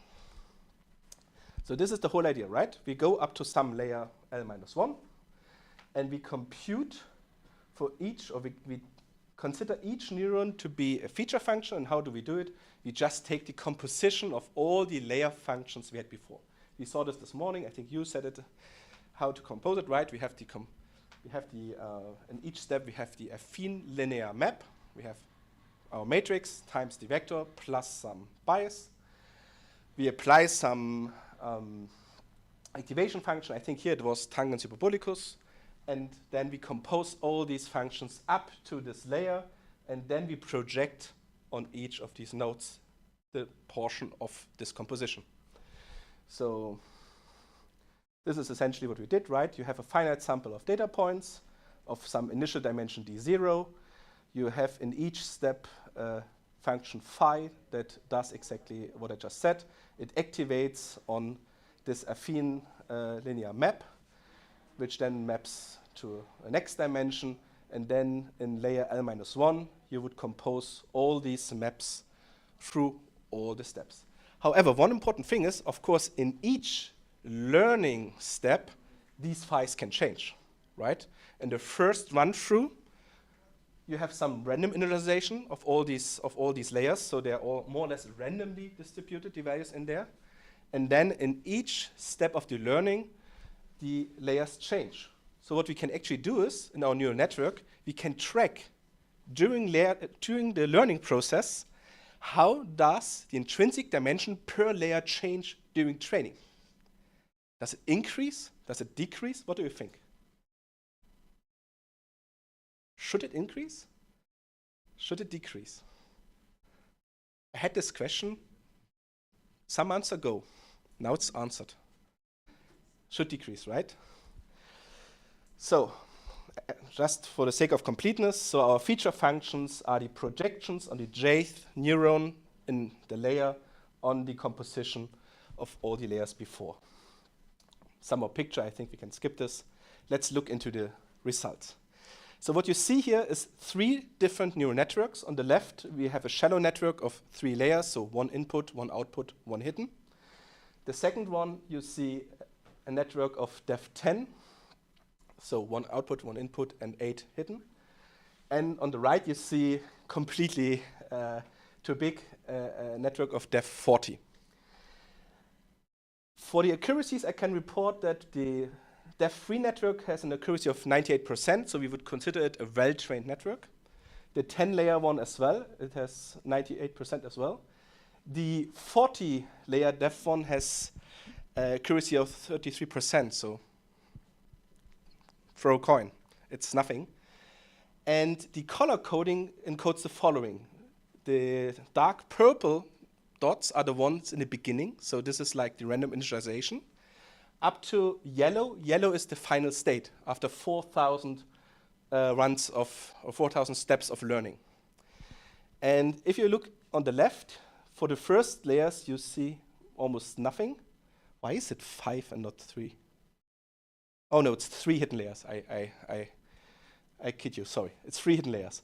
So on the first one, you see that they are more or less constant, and on the last ones, you see they started with a higher dimension. So this axis actually reflects the dimension, the intrinsic dimension. They started on a higher dimension, and they settled on a lower dimension. For the network with def10, you see the same behavior. You see for most points, they started here, up here in some higher dimension, and finally they settled for lower dimension. And for this network, you don't see this. The dimension actually grows. It's going the other way around. Yeah. And what is would we expect this? Yes, we would expect it because it's a bad network. This network has no performance. So here, instead of dissipating features, we have concentrating features, right? In each layer, the representation concentrates and cannot tell us anything useful anymore about our data. So how can we prove this is what I say is correct? Let's train it again. Let's train it with more effort. Let's train it with a smaller learning rate. And look here. So same data. I mean, I use this standard, numerical data that we always use of these numerals, handwritten numerals.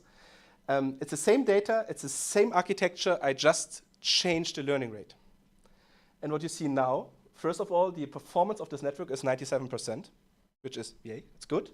And it now confirms a good trained network has a lower intrinsic dimension per layer. So, and based on that then, I started a lot of more experiments. For example, I looked into the distribution of classes. So yeah, let's skip this. It's just, we look into the intra-class and into the inter-class distribution. What does it mean? We look, what is the dimension within the classes? So if you fix each class and you only look at samples from this class, so dogs or whatever, in this case it's numbers, 1, 2, 3, 4, 5, 6, 7, 8. And you see for the intra-class, we find that it's not concentrating, it's dissipating. And for the interclass, we find the same thing. However, very often in my experiments, it's lower. And then we did some more. For example, you can use it for regularization. I mean, this is something you can tell your machine learning procedure. You can say, oh, if you're going this direction, not good. You get a higher loss to make it down. And at the moment, the first experiments ended this morning. It seems like it works. Regularization is better than standard dropout regularization and other stuff. So I promised I make it short. Did I make it short? I'm not sure. Maybe, maybe not. I think that's it. Summary, the curse of dimensionality is, I claim in large part, a manifestation of this concentration phenomenon. This geometric data set structures are really helpful. It tells you which features are good in discriminating your data points, which features actually tell you something about the data, and which features are essentially constant. I mean, they might not be constant, but they might not so much deviate from the expected value. And you can use this for diagnostic measures, for learning measures, or whatever you want. This is what I wanted to tell you. I hope it was interesting. And yeah, these are the next steps to do with this: regularization, sparsification. What can you do with incomplete data? If you have data imputation, you can try to impute data in a way that the dimension is lowered and not going up, and stuff like this. Okay, day is over.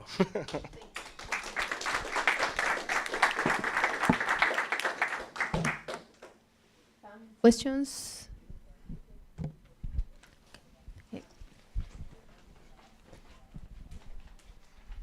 Hello, thank you so much for the talk. Very interesting. So my question is about the boring details you mentioned, that you have to make sure the metric exists and whatever for the data sets. Is there any interest in studying this metric space for something about these networks, or maybe how one data set changes continuously to the other, and then how that changes which algorithm is best on it?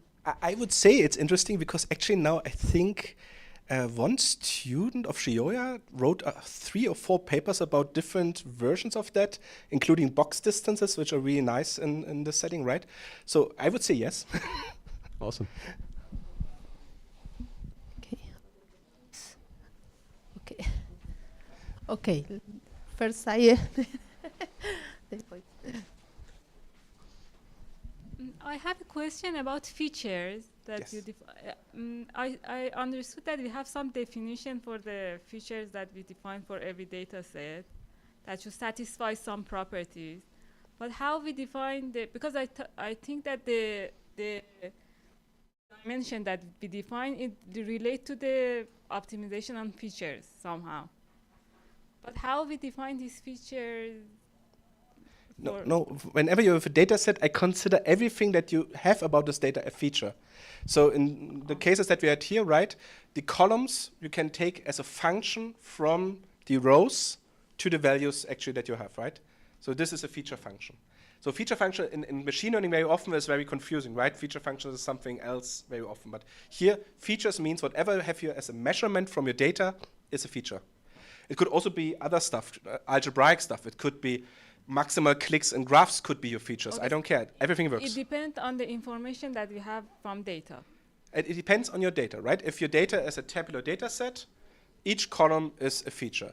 If your data is a graph neural network, it could be that each, in graph neural networks, they have these a squared, a to the third, and then they compute something out that you can take whatever you want as a feature. It just has to map to the reals. Okay. But everything can be a feature. Oh, okay. The question is, the important question is, what does your machine learning procedure actually see from your data, right? So let's say you have a random forest, but you look for one distances in your data. It doesn't make sense because random forest doesn't care what your one distances in your data are. The random forest cares about the distribution of classes in the leaves, right? This is what a random forest optimizes for. It tries in each step you optimize the Gini index or some entropy measure. I don't care. There are so many options. So that's my point. My point is it makes no sense to give a data set a dimension based on distance measurements if the machine learning procedure that you want to apply doesn't use them. Okay, thank you. Another question. Thank you very much. What happens if you I mean, if you define your data, you produce your data with a neural network, I mean, like a teacher-student setting. Would you be able to prove that the dimension will be, I mean, when you train sufficiently, could you maybe prove something in the sense that you will recover your trained neural network will effectively converge to, you know, the features that the good features that you by design showed it? I mean, this is a complex question. So the first question, if you have a teacher learner network, then you can control the, I mean, when you do the teacher-student setting, you control, your data is produced by a neural network which has specific format complexity or whatever. That provides for certain vectors you what the control output is supposed to be. What the actual features of the data are. So in that case, what the actual features are. Because it's produced with a neural network, so it's really ad hoc to the. Yeah. I mean, would you expect to? I don't know if you understand the thing is, setting. I would not expect to know what the features are. I mean, only which ones. Do you mean which ones? I mean, which arc sounds like it could explain the features, and this I cannot. I cannot explain what the features are, but I can tell you that which features were used by the neural network to actually learn from the data and which features you can just throw away. I mean, in the case of graph neural networks, 90% of the features you can throw away and you will achieve the same performance. Right? So you see which features actually are the reason for the learn result. Yeah, okay, I see. Okay, but well, yeah, maybe I will think a little bit more before. Talk tomorrow more. Okay, thank you. Some other questions? Okay. So your observable diameter takes the diameter of the forward of your measure. The partial diameter. The partial diameter takes the infimum. Yeah, that's right, the partial diameter. But you could look at other ways of measuring how large is the push forward. You could ask, for instance, what's the expected value under the push forward measure of the distance? Or you could ask for the fourth moment. Or why the diameter and this like sort of hard threshold as opposed to something that uses the distribution? Because those things allowed us to prove the dimension function in this metric space. So this was just by means of the prior material from Shioya and from Gromov to do it like that.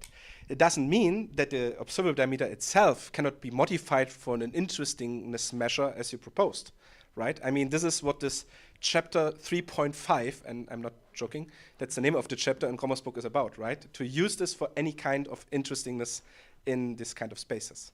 So we just needed it as a vehicle in our greater sense of showing that we have this, the closer to the trivial data set, the more dimension. But you can use it itself as something for measuring, and it could reveal interesting stuff. I mean, this is why this stuff is so interesting, right? These measurements, they're not that complicated, but they reveal something. Okay, more questions? Okay, let's thank Tom again. Thank you very much.